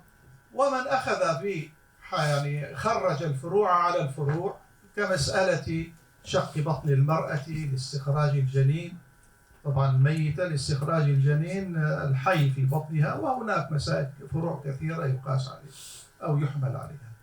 أنا برأيي لو بحثنا في هذين العنوانين، مسألة العمل بالقول المرجوح، هناك رسائل لكن أن نصل فيها إلى قرارات في النهاية، لأنها بحوث تضيء. فإذا وصلنا فيها إلى قرار وكذلك قضية حمل الفروع على الأصول أو حمل الفروع على الفروع، متى يكون هذا ومتى يكون هذا؟ لأني وجدت أنه في مسألة تخريج الفروع على الفروع غالبا يجمع بينها فقه الضرورة. أسأل الله سبحانه وتعالى أن يوفقنا جميعا لما يحب ويرضى، وأن يبارك بجميع الحاضرين، والشكر موصول للإخوة الكرام، والسلام عليكم ورحمة الله وبركاته. جزاك الله خير. سلامنا أشكر فضيلة شيخنا الدكتور معاذ الخن، ويرحم الله شيخنا الدكتور مصطفى، تربينا على يديه في الشام. والآن إخواني سنبدأ مباشرة مع الجلسة العلمية الأولى مع فضيلة الشيخ برهان سعيد والدكتور عبد الحي يوسف والدكتور أمين خضير المصلح. يرأس هذه الجلسة الأستاذ الدكتور الدكتور كامل صلاح. فيعني الوقت عندنا سننتهي مباشرة إلى صلاة الجمعة، فالإدارة عندكم، جزاكم الله كل خير. بسم الله الرحمن الرحيم. صلوا وسلموا على سيد المرسلين سيدنا ونبينا محمد الصادق الأمين وعلى آله وصحبه الطيبين الطاهرين. حياكم الله أيها الفضلاء والأكارم في هذه الجلسة العلمية الأولى لهذا المؤتمر. ونبدأ قبل يعني لا نريد أن نطيل في المقدمات، نبدأ مباشرة لضيق الوقت، ثم بعد ذلك ننتقل إن شاء الله تعالى لصلاة الجمعة والغداء بعدها. فنرحب في هذه الجلسة العلمية الأولى في هذا المؤتمر بأصحاب الفضيلة، فضيلة الشيخ برهان سعيد الأمين العام لرابطة علماء إرتريا، وكذلك نرحب بفضيلة الشيخ الدكتور عبد الحي يوسف عميد أكاديمية أنصار النبي محمد صلى الله عليه وسلم في اسطنبول من السودان الشقيق، وكذلك نرحب بفضيلة الدكتور أمين خضير المصلح رئيس المجلس العلمي لرابطة أهل السنة والجماعة من العراق الشقيق كذلك.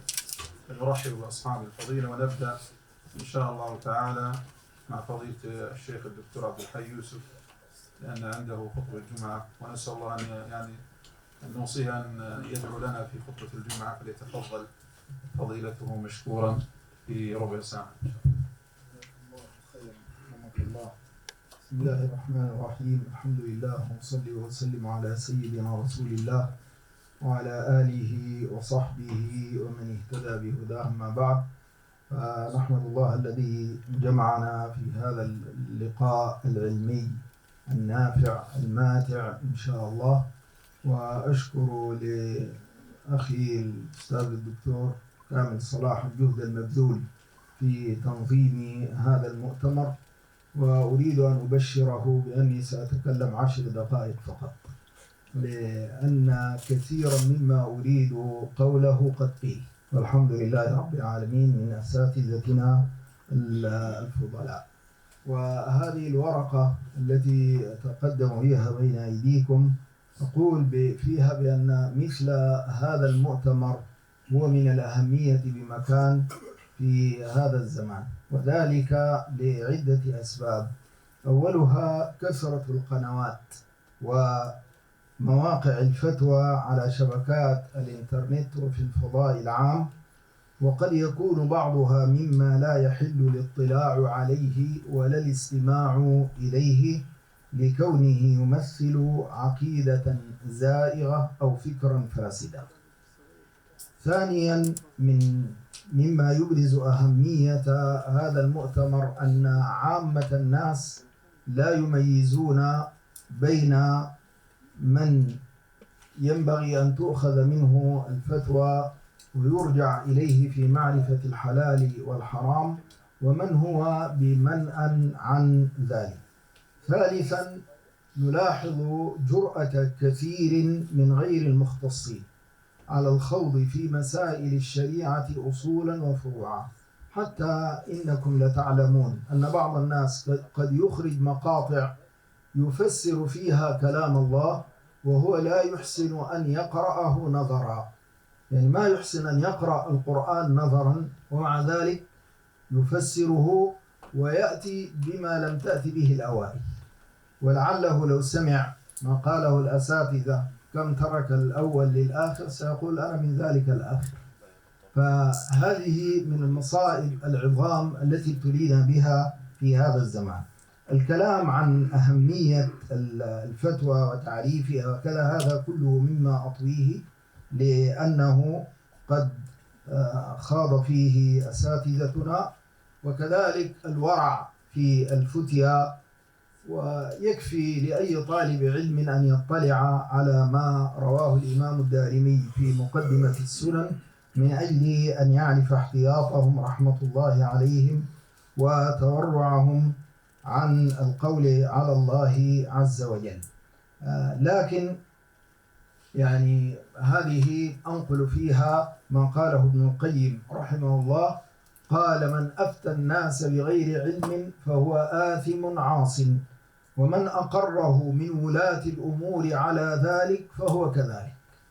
يعني إذا كان ولاة الأمور معنيين بمنع المتطبب الذي لم يعرف عنه طب من أن يعتدي على أبدان الناس، فمن باب أولى منع من يحرف دين الناس ومن يقول على الله ما لا يعلم. قال أبو الفرج ابن الجوزي رحمه الله ويلزم ولي الأمر منعهم كما فعل بنو أمية، وهؤلاء بمنزلة من يدل الركب وليس له علم بالطريق، وبمنزلة الأعمى الذي يرشد الناس إلى القبلة، وبمنزلة من يطبب الناس ولا علم له بالطب، بل هو أسوأ حالا من هؤلاء جميعا.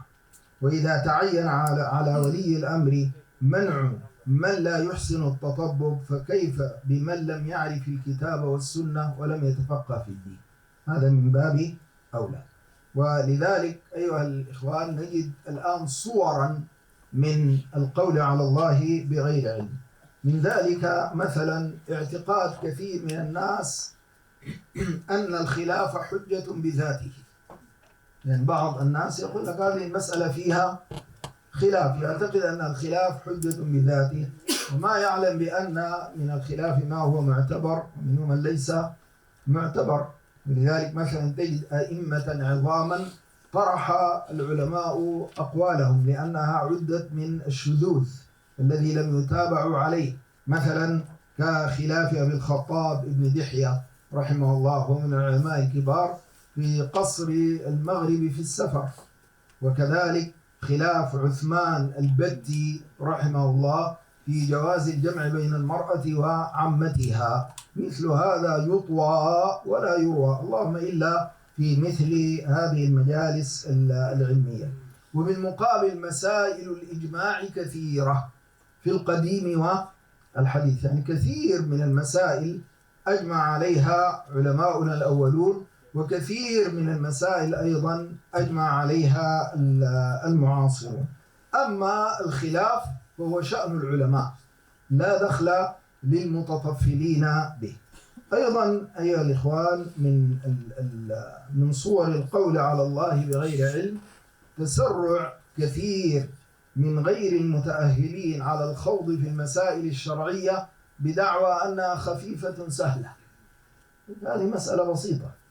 تعلمون أن الإمام مالك رحمه الله لما سأله بعض الناس سؤالا فأطرق متفكرا فقال له رجل إنها خفيفة سهلة، غضب مالك رحمه الله قال له ليس في الدين شيء خفيف، قال تعالى إنا سنلقي عليك قولا ثقيلا، كيف تقول بأنها خفيفة سهلة؟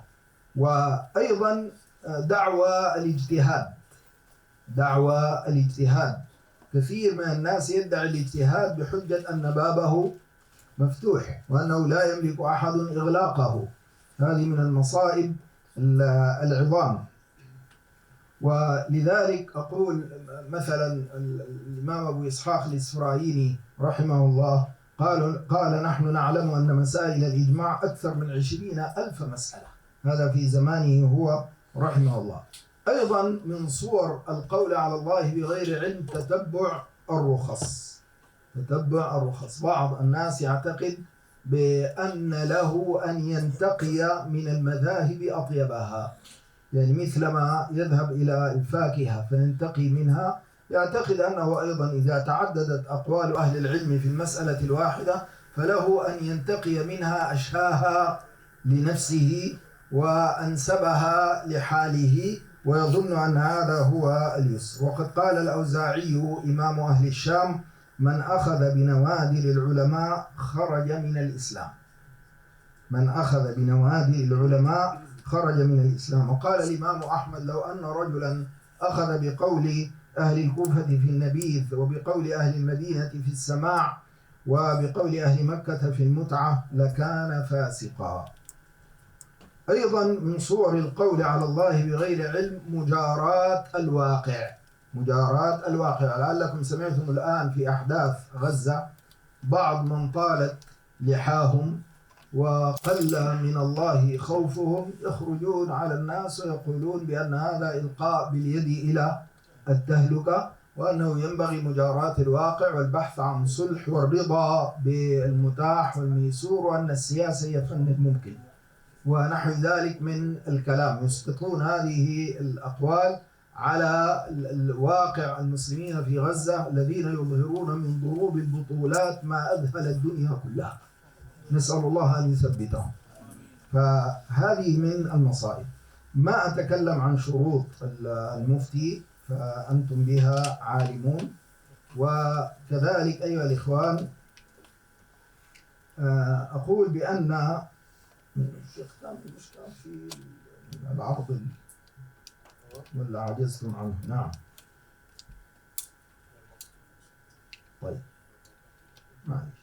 طيب نقول أيها الإخوة من آداب المفتي ومن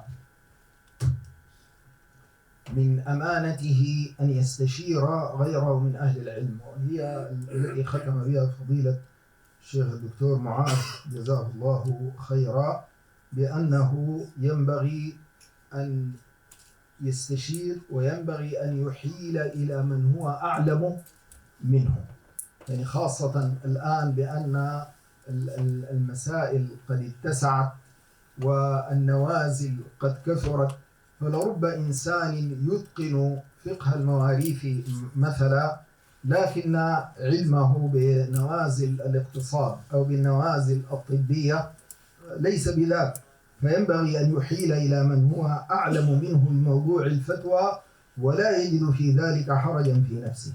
وقد سئلت أمنا رضي الله عنها عائشة عن المسح على الخفين فقالت للسائل سل عليا فإنه أعلم بذلك مني حيث كان كثير السفر مع رسول الله صلى الله عليه وسلم. فهنا عائشة أحالت إلى علي رضي الله عنه.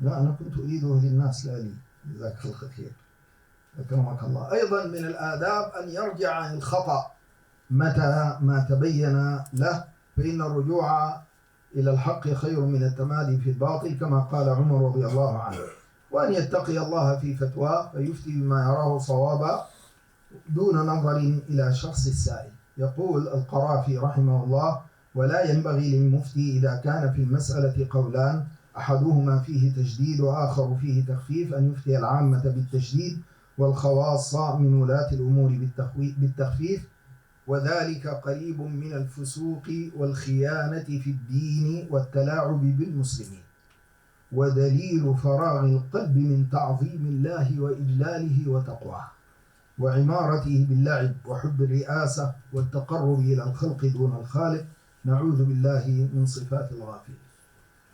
أما المستفتي فينبغي أن يوجه الناس للسؤال عما ينفع، ولذلك غضب الرسول صلى الله عليه وسلم ممن سأله من أبي، غضب من هذا السؤال عليه الصلاة والسلام. والإمام أحمد لما سأله رجل عن يأجوج ومأجوج المسلمون هم، فقال له: أحكمت العلم كله حتى تسأل عن ذا؟ يعني ما بقي إلا يأجوج ومأجوج. واشتد نكير أهل العلم على من يطرحون مثل هذه الأغاليق. أيضا من آداب المستفتي أن يستفتي قلبه، بمعنى أن يتقي الله، ليس كما يفهم الناس هذا الحديث استفتي قلبك، لأن الإنسان يرجع إلى ما يرشده إليه قلبه. حدثني قلبي عن ربي، هذا لا، ما ليس من دين الله. وإنما المقصود باستفتاء قلبه بمعنى أن يتقي الله عز وجل ويراقبه، ولا يجعل من الفتوى ذريعة إلى أمر يعلم في قرارة نفسه أنه غير جائز شرعا. ولذلك الرسول صلى الله عليه وسلم قال: إنكم تختصمون إلي ولعل بعضكم يكون ألحن بحجته من بعض، وإنما أنا بشر أقضي بنحو ما أسمع، فمن قضيت له بحق أخيه فإنما أقطع له قطعة من نار، إن شاء فليأخذها وإن شاء فليدعها. كذلك من الآداب أن يتبين الفتوى بكل قيودها ومحترزاتها وشروطها، فلا يخطف الجواب خطفا قبل أن يتأمل أوائله وأواخره. عندنا في السودان قصة يعني مشهورة، واحد من الناس يعني ذهب مع زوجته وقد طلقها 3، وسأل أحد الشيوخ قال له: طلقتها 3؟ فالشيخ قال: إنا لله وإنا إليه راجعون. قال الرجل زوجته: سمعتي؟ قال: لك راجعون، يلا. فأخذ الكلمة الأخيرة وفر بها. أي نعم. كذلك من الآداب أن يسأل من كان موثوقا في دينه وعلمه، وأن يتخير الوقت المناسب للسؤال، ولا يستعجل المفتي في الجواب بل يصبر ويتريث، وأن يبتعد عن الخوض في الفرضيات التي لم تقع ولا يشغل بها الناس. وفي الورقة يعني ذكر أمثلة لذلك.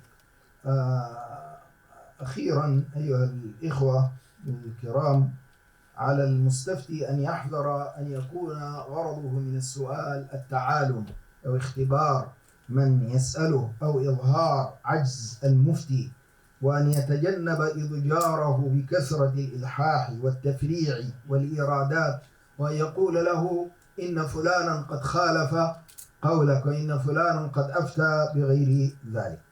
المتصدون للفتوى لابد أن يتقنوا النصوص ويعرفوها، فإن من أعظم مزالق المتصدين للفتوى الجهل بالنصوص والغفلة عنها، حتى إن بعضهم لربما يفتي بما يناقض بديهيات الدين، والأمثلة في ذلك معروفة. أيضا من مزالق المتصدين للفتوى سوء التأويل، وهذا ظاهر جدا في هذه الأحداث التي تمر بها أمتنا، وظهوره أكثر في الدعوة إلى البدعة التي راجت في السنوات المتأخرة، بدعة الدين الإبراهيمي أو الإبراهامي، هذه التي أرادوا أن يضلوا بها المسلمين، رد الله كيدهم في نحورهم. أيضا عدم فهم الواقع على حقيقته. أنا أكتفي يعني بهذا القدر، والورقة على كل حال عند فضيلة الدكتور، أسأل الله أن ينفعني وإياكم. السلام عليكم ورحمة الله. جزا الله فضيلة الدكتور عبد الحي يوسف على عرضه القيم. وحقيقة بحث فضيلة الدكتور من الأبحاث المتميزة، لا مجاملة، لا أجامله، جزاه الله خير وقد أحسن وأجاد. وإن شاء الله تعالى هذه أبحاث المؤتمر كلها إن شاء الله ستطبع بإذن الله في كتاب بإذن الله جل وعلا، حتى ينتفع منها الناس وتنتفع منها الأمة، ولا يذهب أو لا تذهب الجهود التي بذلها أصحاب البحوث سدى، ويكون من النتاج العلمي لهذه الرابطة المباركة. ننتقل الآن لفضيلة الشيخ برهان سعيد، الأمين العام لرابطة علماء سوريا، وبحثه بعنوان تقوى المفتي دراسة موضوعية تحليلية مقارنة. فليتفضل فضيلته مشكورا مأجورا.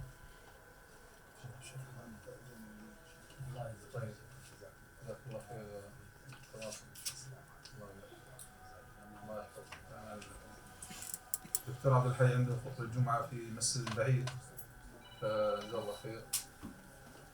تفضل. بسم الله الرحمن الرحيم، الحمد لله والصلاة والسلام على رسول الله وعلى آله وصحبه ومن والاه. قال الله تعالى: شهد الله أنه لا إله إلا هو والملائكة وأولو العلم قائما بالقسط لا إله إلا هو العزيز الحكيم. وقال عليه الصلاة والسلام: وإن العلماء ورثة الأنبياء.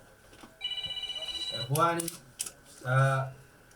المشايخ والعلماء الأفاضل تحدثوا عن أهمية الفتوى وتحدثوا عن بعض ضوابطها، وقد استخرت الله تبارك وتعالى وشاورت أخي الأستاذ الدكتور كامل صبحي في أن أكتب في تقوى المفتي. لماذا؟ لأن اليوم أزمتنا في هذه الفترة وفي هذا الزمن هي أزمة تقوى وليست أزمة علم، فالعلم والحمد لله منتشر، والمراكز الإسلامية تكتب، وبل لعل ذلك هل هو حجة علينا أو لنا مفتي جوجل يفتيك بفتاوى كثيرة دقيقة ويحيلك إلى حقيقة مراجع دقيقة جدا.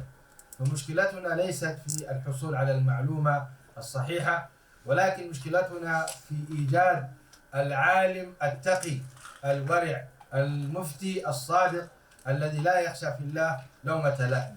الحقيقة قل في هذا الزمن من يقول كلمة الحق ولا يخشى في الله لومة لائم. قل في هذا الزمن من يقدم روحه وجسده وماله رخيصا في سبيل الله تبارك وتعالى. ولذلك لو لاحظنا في سيرة رسول الله صلى الله عليه وسلم نجد أن قيام الليل وتربية النفس واجبة عليه صلى الله عليه وسلم في حياته كلها. فقيام الليل وتربية النفس وتعرضها لنفحات الله عز وجل وتقوية الإيمان حتى يثبت أمام كل الفتن وكل الأزمات كان ذلك واجبا على النبي صلى الله عليه وسلم، وواجبا أيضا على الصحابة في بداية الدعوة، ثم أصبح بعد ذلك بالنسبة للصحابة نافلة، وبالنسبة للنبي عليه الصلاة والسلام واجب. كل ذلك حتى يصدع العالم بكلمة الحق ويصدع النبي عليه الصلاة والسلام ولا يخاف في الله لومة لائم. لذلك كتبت في هذا المجال تذكيرا لإخواني وقبل ذلك لنفسي، حتى لعل في ذلك من كلمة تقال أو هذا البحث إذا نشر ربما يقع في نفس بعض العلماء فيتقون الله عز وجل. فأقرأ عليكم فقط ما خلصت فيه في بحثي 9 نقاط. أبدأها بالقول: العالم والمفتي إذا لم يتق الله تعالى ولم يخف من آخرته فإن عواقب ذلك وخيمة كارثية، إذ صلاحه فلاح للأمة وفساده وبال وطامة على الأمة، فبصلاحه تصلح وبفساده تفسد. ولذلك قال الله عز وجل: إن الذين يكتمون ما أنزلنا من البينات والهدى من بعد ما بيناه للناس في الكتاب أولئك يلعنهم الله ويلعنهم اللاعنون. هذا الأمر حقيقة يا أخواني خطير. الثانية: يجب على العالم والمفتي أن لا يتهاونوا في الأخذ بالرخص مهما كانت المبررات مع تعددها. اليوم كثير من العلماء في كل بلدان العالم يأخذ بالرخص ويقول أنا أديت الذي علي ونصحت بالسر وقدمت ما علي ويسكت، ويترك الأمة في وبال، ويترك العامة أن يتلاطمون في جهل كبير ولا مذكرة ولا موجه. لذلك يجب على العالم والمفتي أن لا يتهاونوا في أخذ بالرخص مهما كانت المبررات مع تعددها، حتى وإن كان لها مسوغ على قول من قال به، لا سيما في الأمور التي تتعلق بقضايا الأمة المصيرية والعامة. ثالثا، المفتي والعالم أعلى مقاما ورتبة من الحاكم، وهو أولى بالدخول في قوله تعالى: يا أيها الذين آمنوا أطيعوا الله وأطيعوا الرسول أولي الأمر منكم، لأن الحاكم قد يكون متسلطا أو فاسقا أو ظالما أو جائرا، بخلاف العالم والمفتي فإنه لا يتصور منه الفسق، والأصل أن يكون صالحا، فمرجعيته في الآية أولى من مرجعية الحاكم. هذه النقطة أيضا إخواني مهمة.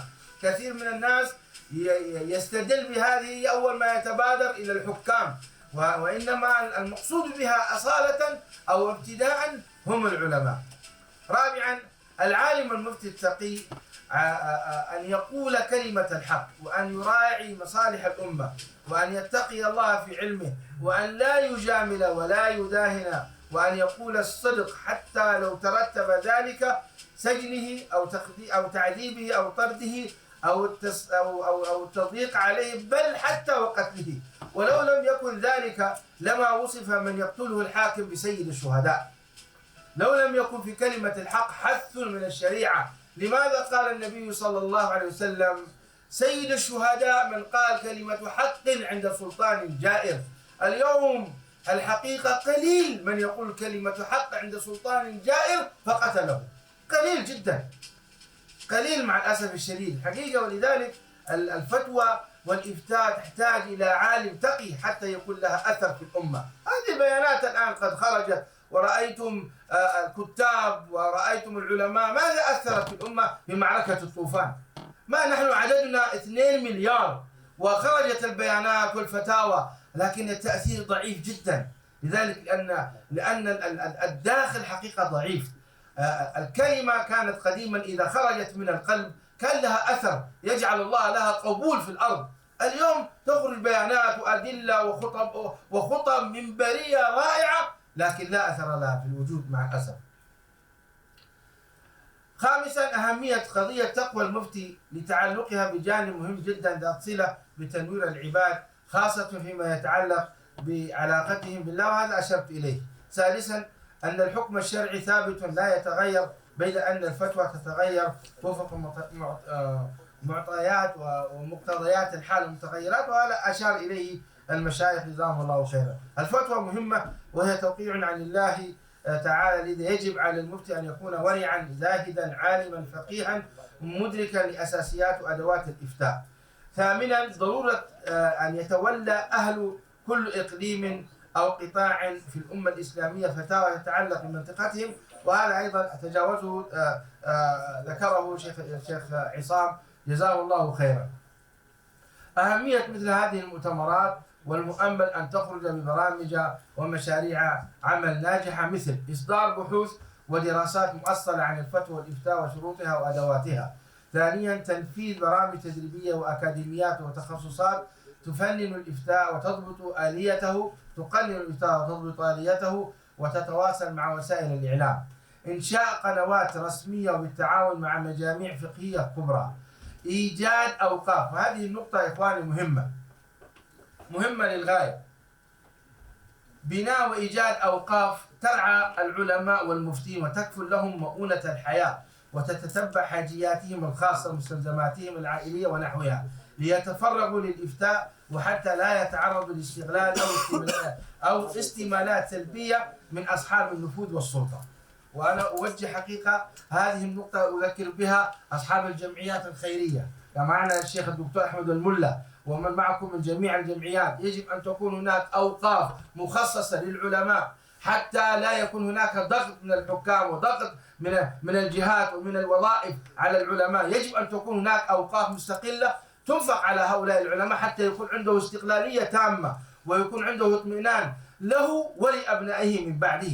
له ولأبنائه الإشكال أن كثير من العلماء يخافون على رواتبهم، يخافون على مناصبهم، يخافون، وقد يكون هذا يعني خوف طبيعي. لذلك يجب على الأمة أن توجد للعلماء أوقاف تنفق عليهم، أوقاف تدر لهم ما تأمن لهم الحياة الكريمة. أخواني، الحياة الكريمة، وليست الكفالات الهزيلة التي تنفقها بعض الجمعيات من رواتب بسيطة جدا لا تسمن ولا تغني من جوع. لا أعني هذا، إنما يكون هناك دكتور في جامعة هارفارد أو دكتور في أي جامعات أخرى يصرف له. والله إني حضرت بعض الدورات الأكاديمية كانوا يصرفون للدكتور الواحد في الشهر الواحد 250,000 دولار راتب، وهو عالم في مادة من مواد كيمياء أو في مادة من مواد العلوم الأكاديمية.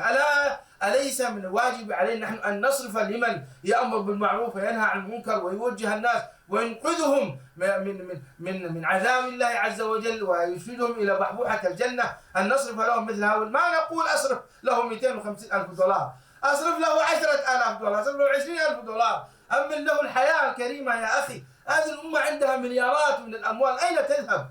أين؟ والله نحن مسؤولين أمام الله. لذلك أنت حينما توفر للعالم هذه الأوقاف يطمئن إلى حد ما ويستعين بالله عز وجل ويقول كلمة الحق.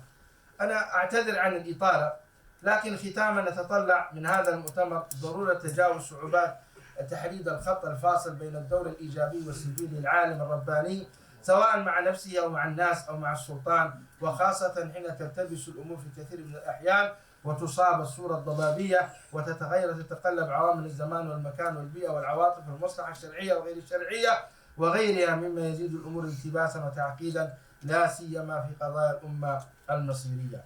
أسأل الله تعالى أن يبارك بهذا المؤتمر وأن يجعله مؤتمرا مباركا، وأشكر الله سبحانه وتعالى مرارا وتكرارا، وأشكر أيضا فضيلة الشيخ كامل صبحي رئيس هذه الجمعية، وكلكم والشكر موصول لكم إخواني على المتابعة والاستماع، وجزاكم الله خيرا، وصلى الله وسلم وبارك على نبينا محمد. اللهم صل وسلم على سيدنا محمد. جزا الله فضيلة الشيخ برهان سعيد على كلمته النافعة والماتعة. وحقيقة من الأبحاث التي اطلعت عليها بشكل شخصي، بل وحكمتها واطلعت على أكثر الأبحاث، بل يعني كل الأبحاث مع اللجنة المنظمة. وكان بحث أخي فضيلة الشيخ برهان سعيد تقوى المفتي من أجمل وأمتع الأبحاث التي قرأتها.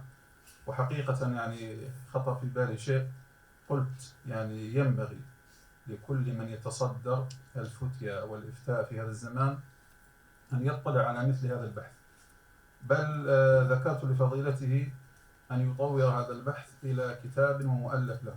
وفضيلة الشيخ يعني اقتنع بهذه الفكرة، وإن شاء الله تعالى يعني بدأ بتطوير هذا البحث إلى كتاب، ونسأل الله سبحانه وتعالى أن ينفع به، لأنه حقيقة ما في عندنا. هل سمعتم بكتاب يتكلم عن تقوى المفتي؟ أنا ما سمعت يعني هناك كتاب أو مرجع يتكلم ويجمع يعني شتات كلام العلماء ويجمع الأدلة من كتاب وسنة، ويجمع هذه المسائل المهمة الدقيقة التي تتكلم عن تقوى المفتي. وما أحوجنا حقيقة إلى هذا الأمر وهذه الصفة التي يجب على كل مفتي الدنيا وعلى كل من يتصدر للفقه والفتوى وإفتاء الناس أن يتحلى بتقوى الله عز وجل، لأن تقوى الله جماع كل خير: الخوف من الجليل والعمل بالتنزيل والرضا بالقليل والاستعداد ليوم الرحيل. إذا تمثلت هذه الصفات وهذه المعاني وغيرها في المفتي فحقيقة لا خوف على الأمة. ولكن كلما انتقصت هذه الصفات من هذا المفتي انتقص يعني وصول الحق إلى الناس. لا أريد أن أطيل عليكم بمقدمات، ونبدأ الآن ومع كلمة فضيلة الشيخ الدكتور أمين خضير المصلح رئيس المجلس العلمي لرابطة أهل السنة والجماعة من العراق الشقيق، وبحثه بعنوان الفقيه الرباني والإفتاء في مسائل الخلاف. فليتفضل فضيلته مشكورا.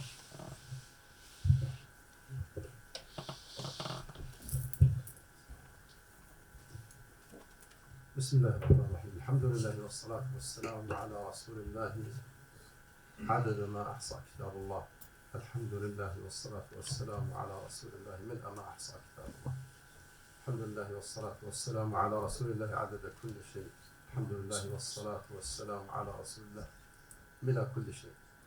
الشكر موصول لجميع الحضور الكرام الأفاضل، نسأل الله أن يجعلكم جميعا مفاتيح الخير مغاليق للشر، والثناء العطر لكل من ساهم في الإعداد والتهيئة والدعم والرعاية لهذا المؤتمر المبارك، وكل من ساهم بجهد مشكور ورأي مبرور، نخصه فضيلة الشيخ الدكتور كامل وفقه الله تعالى ورفعه في الدارين ونفع به. أيها الكرام، أرشدنا ربنا سبحانه عز وجل لأقوم السبل وأفضل الطرق، ومن حسن ترتيب هذا المؤتمر أن تكون كلمتي تذييلا على كلمة شيخنا الشيخ برهان، إذ ذكر في آخر كلمته الفقيه الرباني العالم الرباني. أرشدنا ربنا سبحانه عز وجل ووعظنا وحثنا بأن نكون ربانيين. قال سبحانه: ما كان لبشر أن يؤتيه الله الكتاب والحكم والنبوة ثم يقول للناس كونوا عبادا لي من دون الله ولكن كونوا ربانيين بما كنتم تعلمون الكتاب وبما كنتم تدرسون. والأمر يفيد الوجوب كما تعلمون إلا لقرينة. وهذا الأمر ليس مختصا بفئة دون أخرى، وليس خاصا بالعالم أو الفقيه، بل يدخل فيه جميع الناس كبيرهم وصغيرهم، العالم والفقيه والمفتي والداعية والطبيب والمهندس والإعلامي والمعلم والتاجر والحاكم والقائد والسياسي والاقتصادي ووجه القوم، الناس كافة. وقد اختلفت اتجاهات أهل اللغة في نسبة الرباني، هل هو منسوب إلى الرب أو إلى التربية أو إلى التربية على هذا العلم أو إلى التربية على تعلمه، وهل زيادة الألف والنون للمبالغة أو الاختصاص أو لهما جميعا. ولكن تقاربت أقوال العلماء في تعريف الرباني على كثرتها، فمؤداها أن الفقيه الرباني هو العالم الراسخ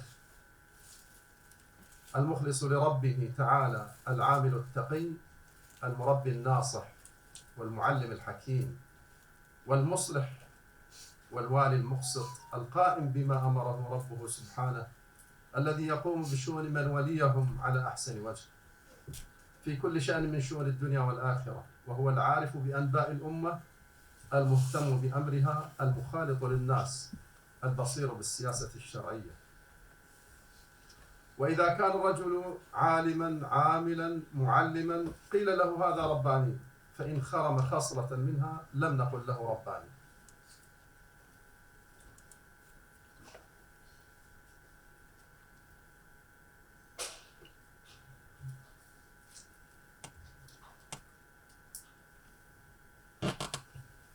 وإن الفقيه الرباني لا يكون كذلك حتى يتصف بأعظم الصفات، وهي الخشية من الله سبحانه. إنما يخشى الله من عباده العلماء، بما وجه له وتفضل به فضيلة الشيخ برهان ومن قبله من العلماء،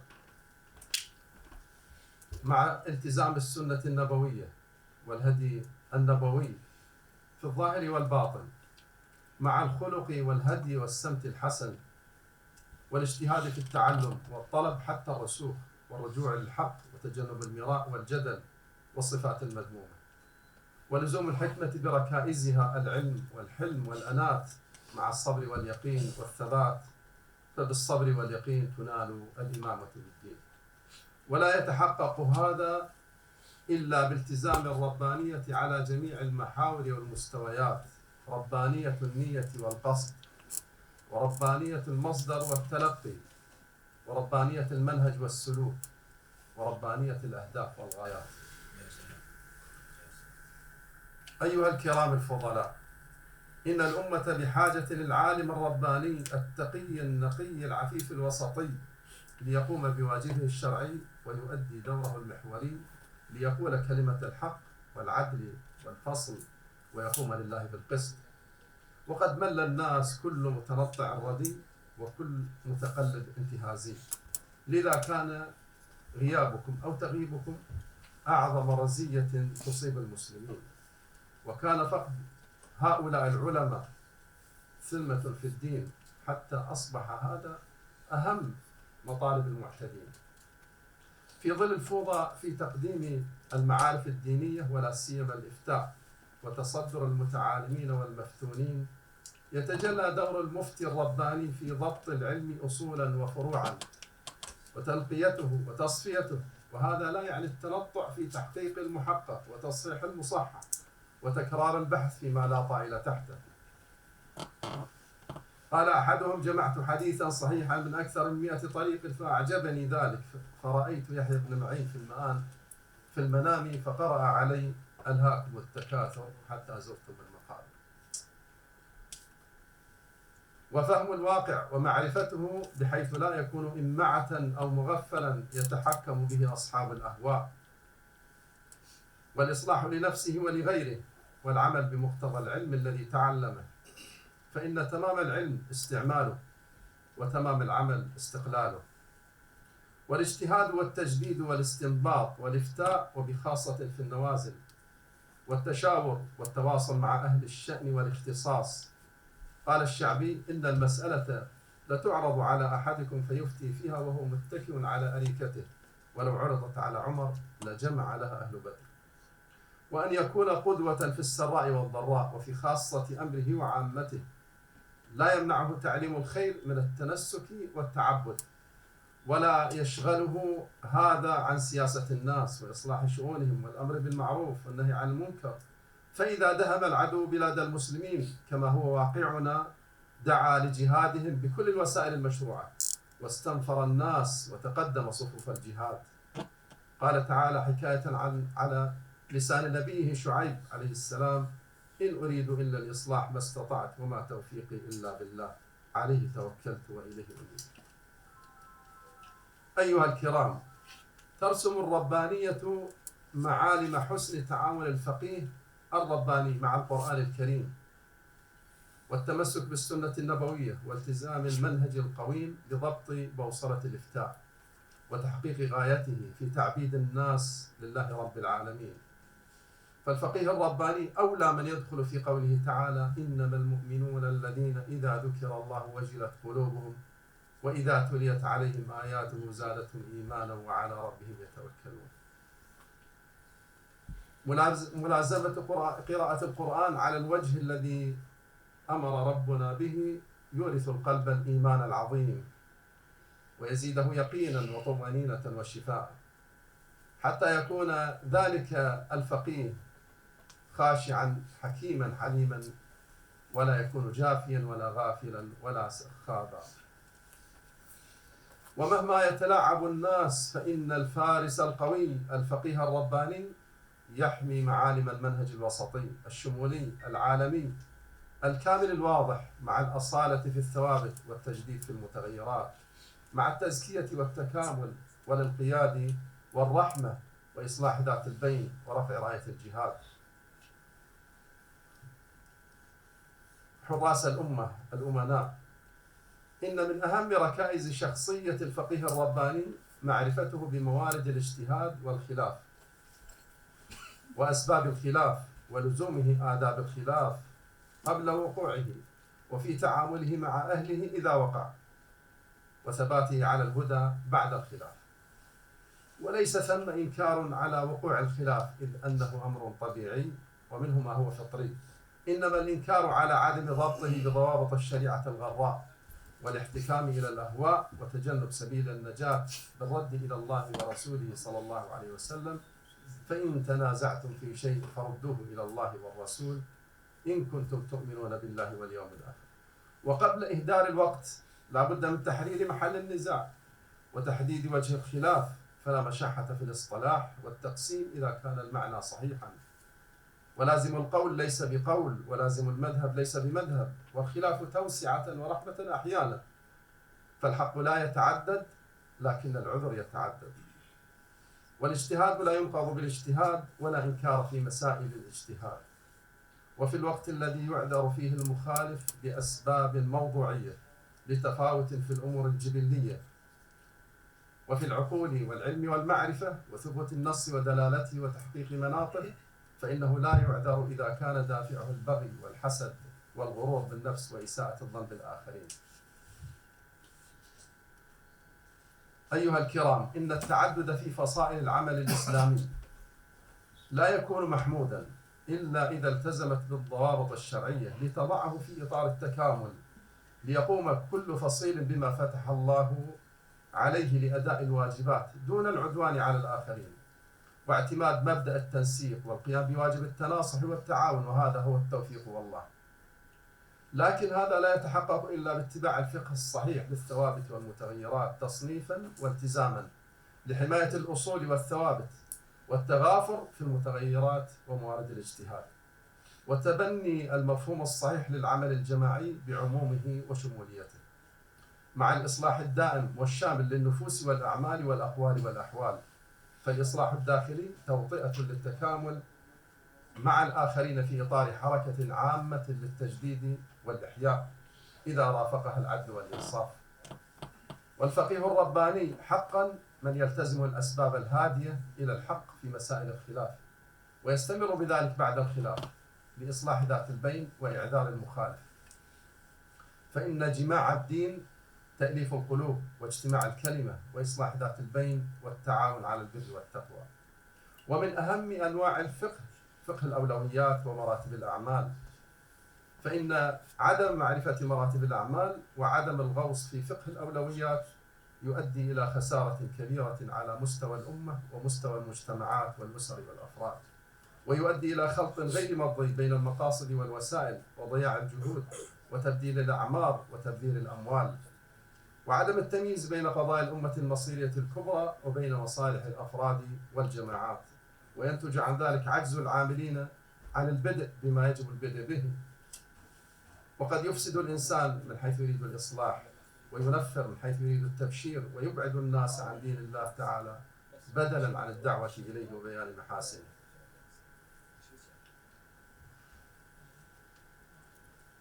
والخلاف في أحكام السياسة يمثل أوسع أبواب الخلاف بين المسلمين في زماننا وأكثرها تعقيدا، فإن الاجتهاد في أبواب السياسة الشرعية يلفه كثير من التعقيدات، فمجالاته كثيرة متشعبة جدا، والنصوص الواردة في هذا غالبها عامة أو مجملة أو محدودة، وإن كانت تحمل في طياتها القواعد العامة والضوابط الحاكمة. فلا بد من الاجتهاد والجمع بين المتشابهات والتفريق بين المتناقضات لاستنباط ما يناسب الواقع الكثير التعقيد المتجدد المسائل. والاجتهاد في هذه المسائل ساحة خصبة للخلاف. ولأجل إحياء هذا الفقه فإن الأمر يتطلب كثيرا من البحث والنظر والاجتهاد الذي يجب أن يقوم به العلماء الواعون الذين يجمعون بين العلم الشرعي ومعرفة الواقع ومواكبة الأحداث والشمولية والمؤسسية واعتماد الشورى بين أهل الشأن والتكامل العلمي. ولا بد من ضبط الضوابط الشرعية الحاكمة على فقه هذا الباب. ولا بد من التفريق بين الأحكام في مرحلة الدعوة والبناء والأحكام في مرحلة تعين الجهاد والدفع العام كما هو حالنا اليوم، إذ تواجه الأمة مفسدة عظمى وأخطارا كبرى تسعى لتهديد مكانتها وطمس هويتها وتشتيت شملها بسبب الاحتلال بأنواعه أو النفوذ بأشكاله. فالواجب والحال هذه احتمال المفسدة الصغرى لدفع المفسدة الكبرى حين التعارض وعدم إمكان إزالتهما جميعا، أو إذا كانت إزالة الصغرى تؤدي إلى التفرق المانع من درء المفسدة العظمى. وفي هذا الحال فإن الجهاد متعين بحسب الاستطاعة ومن دون شروط، ولا يجوز للفقيه والمجتهد الرباني أن يحمل الناس على رأيه الاجتهادي ما دام الأمر سائغا. وقد اختلف فقهاء الصحابة فلم يزل بعضهم يختلف مع البعض الآخر لا يلزم بعضهم بقوله، ولم ينكروا الاختلاف في المسائل الاجتهادية. ولهذا كان بعض العلماء يقول إجماعهم حجة قاطعة واختلافهم رحمة واسعة. وينبغي التفريق بين التدين في المسائل الشخصية التي لا يتعدى أثرها وبين التزام مواقف في مسائل كبرى تعم بها البلوى. ففي الأول يكون الأمر واسعا، وفي الثاني تقدم المصلحة على مصلحة الفرد. اللهم إنا نعوذ بك من زوال نعمتك وتحول عافيتك وفجاءة نقمتك وجميع سخطك. اللهم اختم بالصالحات أعمالنا وبالسعادة آجالنا وبلا إله إلا الله محمد رسول الله أقوالنا وأعمالنا. اللهم عاف مرضانا، اللهم فك قيد أسرانا، اللهم تقبل قتلانا الشهداء عندك يا رب العالمين، ارفع درجات في عليين. اللهم انصر المجاهدين في سبيلك في كل مكان. اللهم ثبت أهل فلسطين، اللهم ثبت أهل غزة، اللهم ثبتهم وانصرهم وكن لهم هاديا ونصيرا ومؤيدا وحفيظا، ولا حول ولا قوة إلا بالله. وصلى الله وسلم وبارك على نبينا محمد ومن تبعه إلى يوم الدين. اللهم صل وسلم على سيدنا محمد. جزاه الله خير فضيلة الشيخ الدكتور أمين المصلح على كلمته وعلى بحثه المتميز، ونسأل الله سبحانه وتعالى أن يعظم له الأجر والمثوبة وأن ينفع بما قال وبجميع من تكلم في هذه الجلسة العلمية المباركة.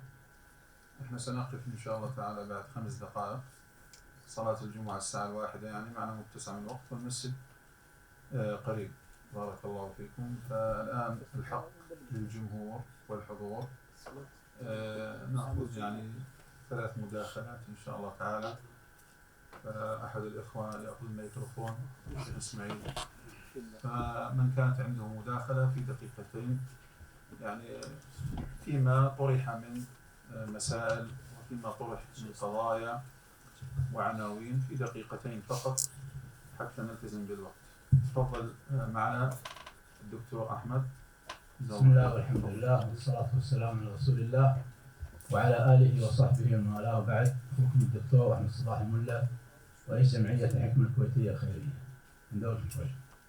الحقيقة في البداية أشكركم على هذا التنظيم الرائع للمؤتمر، ونشكر الضيوف الكرام على هذه الأوراق القيمة التي تقدموا بها. والحقيقة اليوم استفدنا كثيرا من مجالسة أهل العلم الفقهاء العلماء. والحقيقة يعني هذا المؤتمر يعني من المؤتمرات المتميزة.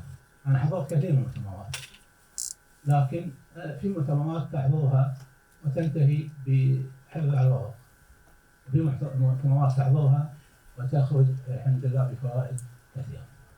مداخلتي يعني في أمر، وهو ما أشار إليه فضيلة الشيخ المصلح، الفقه السياسي. الفقه السياسي اليوم والمسائل المتعلقة بالسياسة الشرعية يعني مسائلها كثيرة جدا وشائكة، وهي تختلف باختلاف المكان والزمان والحالة.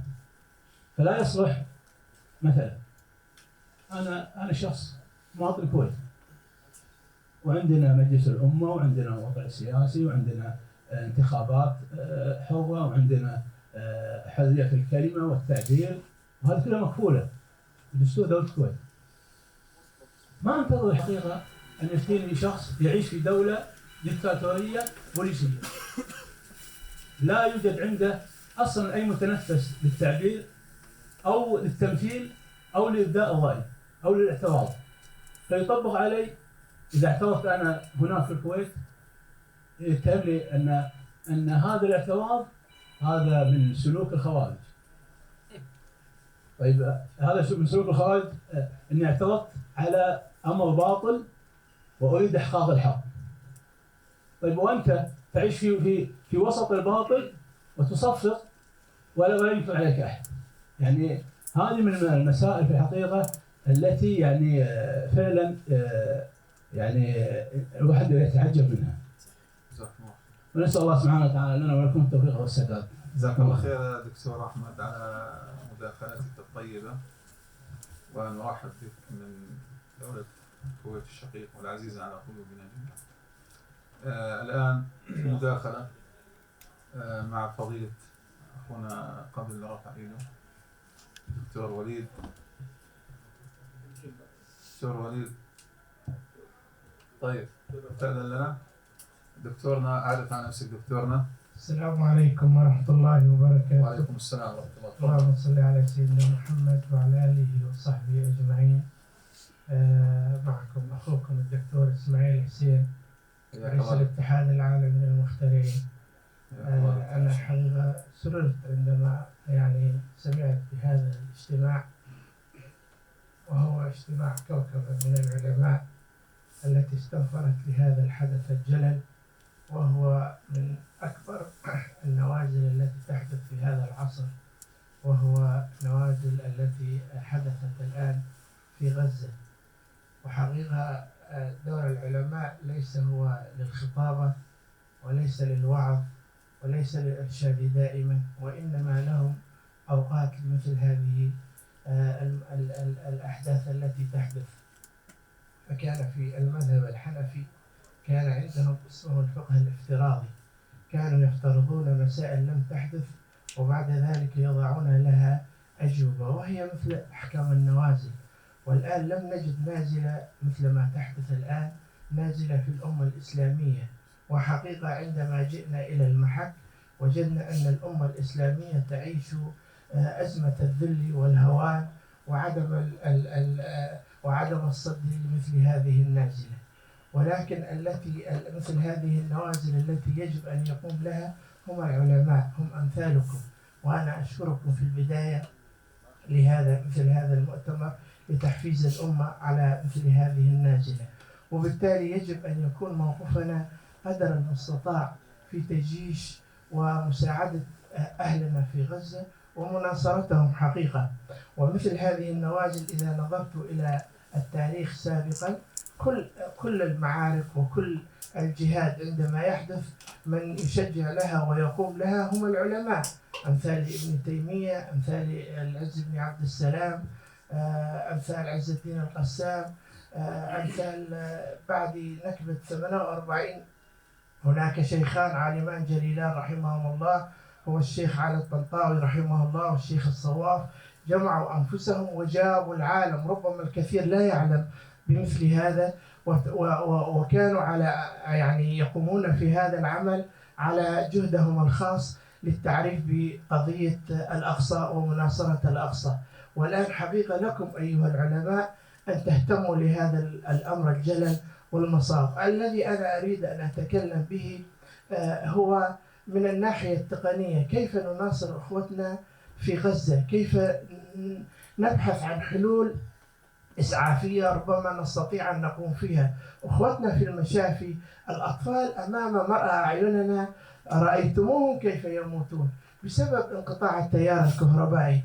وماذا نعمل لهم؟ لا نستطيع أن نصل لهم وإصلاح التيار الكهربائي، لكن هناك حالات إسعافية يجب أن نقوم بها ونستطيع إن شاء الله أن نقوم فيها. هناك عندنا مجموعة عن طريق الطاقة الشمسية، هذه يمكن أن تحل لنا حلول طوارئ إمرجنسي لمثل هذه الحالات.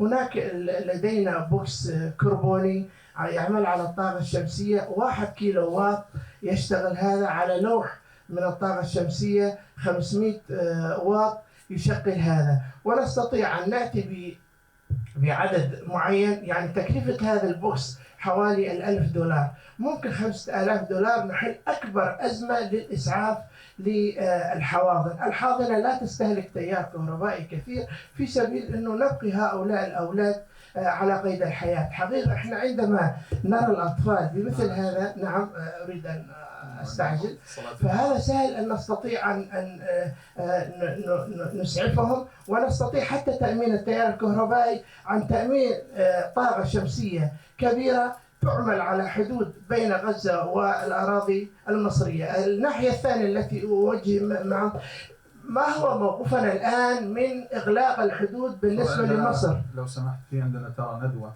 غدا.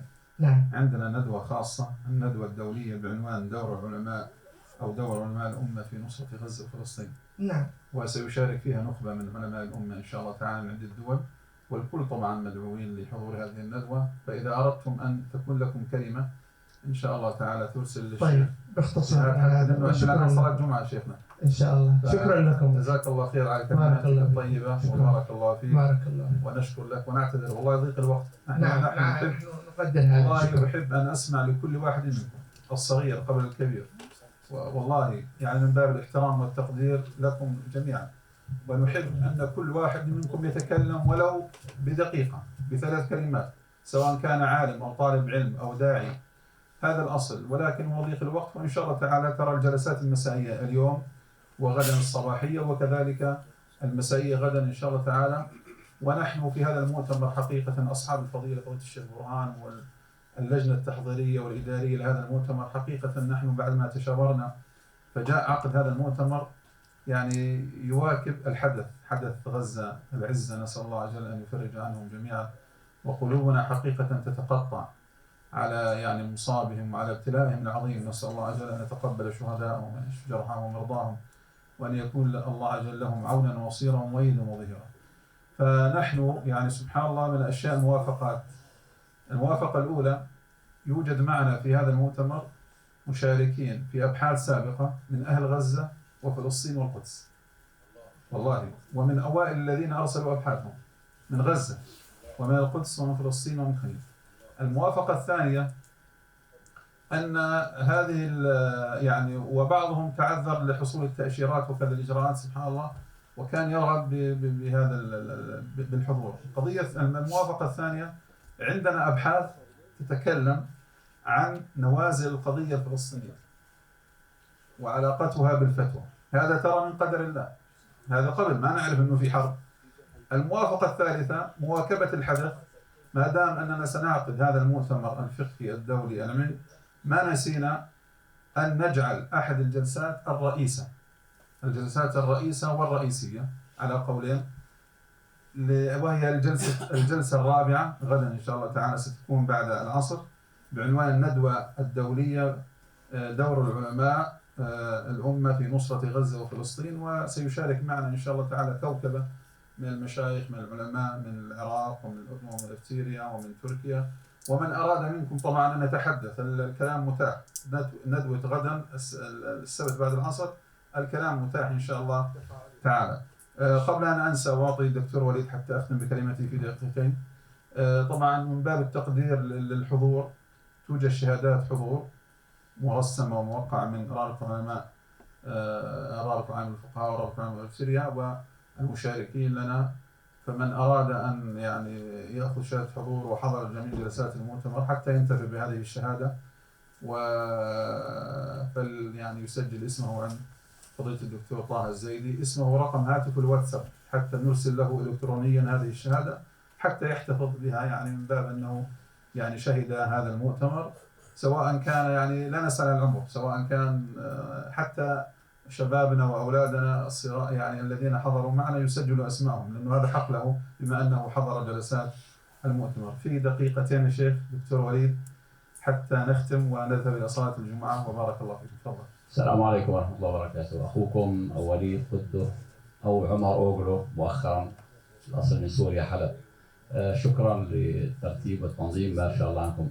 ملاحظتي أو سؤالي في دقيقة أو أقل، يعني أغلب الأخوة السادة العلماء تكلموا واللي بده يتكلموا يعني يقترحون أن يكون رابطة للعلماء عالمية، أن تكون لهم وحدة كلمة أن وهذا أنا أرى أنه ممنوعين نحن منه دوليا وأكثر من سبب يعني. فأنا أقترح يعني شيئا بديلا، أن تكون التقاربات فيما بيننا، أنا طالب علم لست عالما، ولكن أن تكون المقاربات ما بين السادة العلماء، التشاور، كثرة اللقاءات، كثرة الندوات، هاي ممكن يعني الغرض من وحدة العلماء أن نصل إلى قرار صائب وقرار شبه جماعي. إجماع مطلق هذا غير موجود، معروف هذا نظري، ولكن وأن تكون لنا رابطة عالمية لكل العلماء لن يسمح لنا كما تعلمون يعني لأكثر من سبب يعني.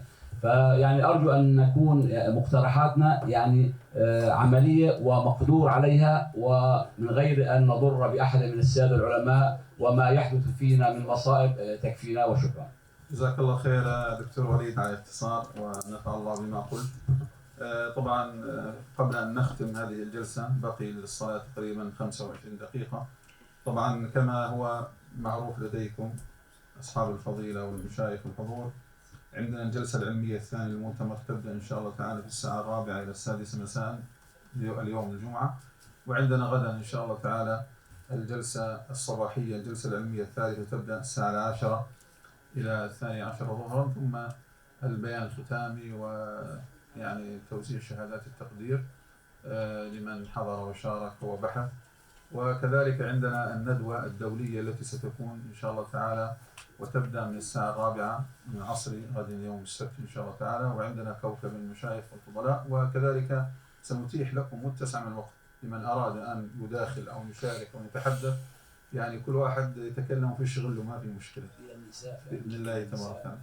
طبعا احنا عندنا من برنامج المؤتمر هناك بعض الباحثات يعني الأخوات فصعب أن يحضروا يعني حضوريا وجاهيا معنا في هذا المؤتمر، فرأت أو ارتأت إدارة المؤتمر فضيلة الشيخ برهان يعني بعد التشاور أن تكون هناك جلسة عن بعد للأخوات، طبعا هن من عدة دول متنوعة، وكذلك من تعذر على الإخوة الذين يعني لم يحضروا ولهم أبحاث، يعني من باب الاحترام والتقدير لهم لأنهم قدموا أبحاث علمية، فعقدنا لهم جلسة عن بعد، جلسة إلكترونية عن بعد إن شاء الله تعالى، وتبث هي من جلسات المؤتمر. نسأل الله عز وجل أن يوفقنا وإياكم لطاعته. ربنا آتنا في الدنيا حسنة وفي الآخرة حسنة وقنا عذاب النار. اللهم يا مقلب القلوب ثبت قلوبنا على دينك، ويا مصرف القلوب صرف قلوبنا على طاعتك. اللهم إنا نسألك بأسمائك الحسنى وصفاتك العلى، ونسألك باسمك الأعظم الذي إذا سئلت به أعطيت وإذا دعيت به أجبت، في هذا اليوم المبارك يوم الجمعة وفي هذه الساعة المباركة من يوم الجمعة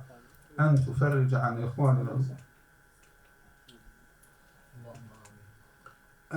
عن إخواننا المستضعفين في غزة، وأن ترحم أطفالهم ونساءهم وشيوخهم، وأن تجبر كسرهم، وأن تتقبل شهداءهم، وأن تشفي جرحاهم ومرضاهم. اللهم إنهم مظلومون ومظلومون فانتصر لهم. اللهم لا ناصر ولا معين لهم إلا أنت يا رب العالمين. اللهم أنزل عليهم بركات من السماء وأخرج لهم بركات من الأرض يا رب العالمين. اللهم سدد وصوب رمي مقاتليهم ومجاهديهم يا رب العالمين. اللهم عليك باليهود المعتدين يا رب العالمين. اللهم أرنا فيهم عجائب قدرتك، اللهم أرنا فيهم عجائب قدرتك. اللهم إنهم ظلموا الأطفال والنساء والشيوخ، وظلموا أهل غزة واعتدوا عليهم، وقتلوا الصغير والكبير يا رب العالمين. اللهم فانتقم لنا منهم، وارنا فيهم عجائب قدرتك. اللهم مكن المقاومين والمجاهدين من رقابهم، اللهم مكن المقاومين والمجاهدين من رقابهم يا رب العالمين، وأخرجهم من غزة العزة صاغرين أذلاء يا رب العالمين. اللهم انصر غزة العزة، اللهم انصر غزة العزة، اللهم انصرها واحفظها يا رب العالمين. وصلى الله وسلم وبارك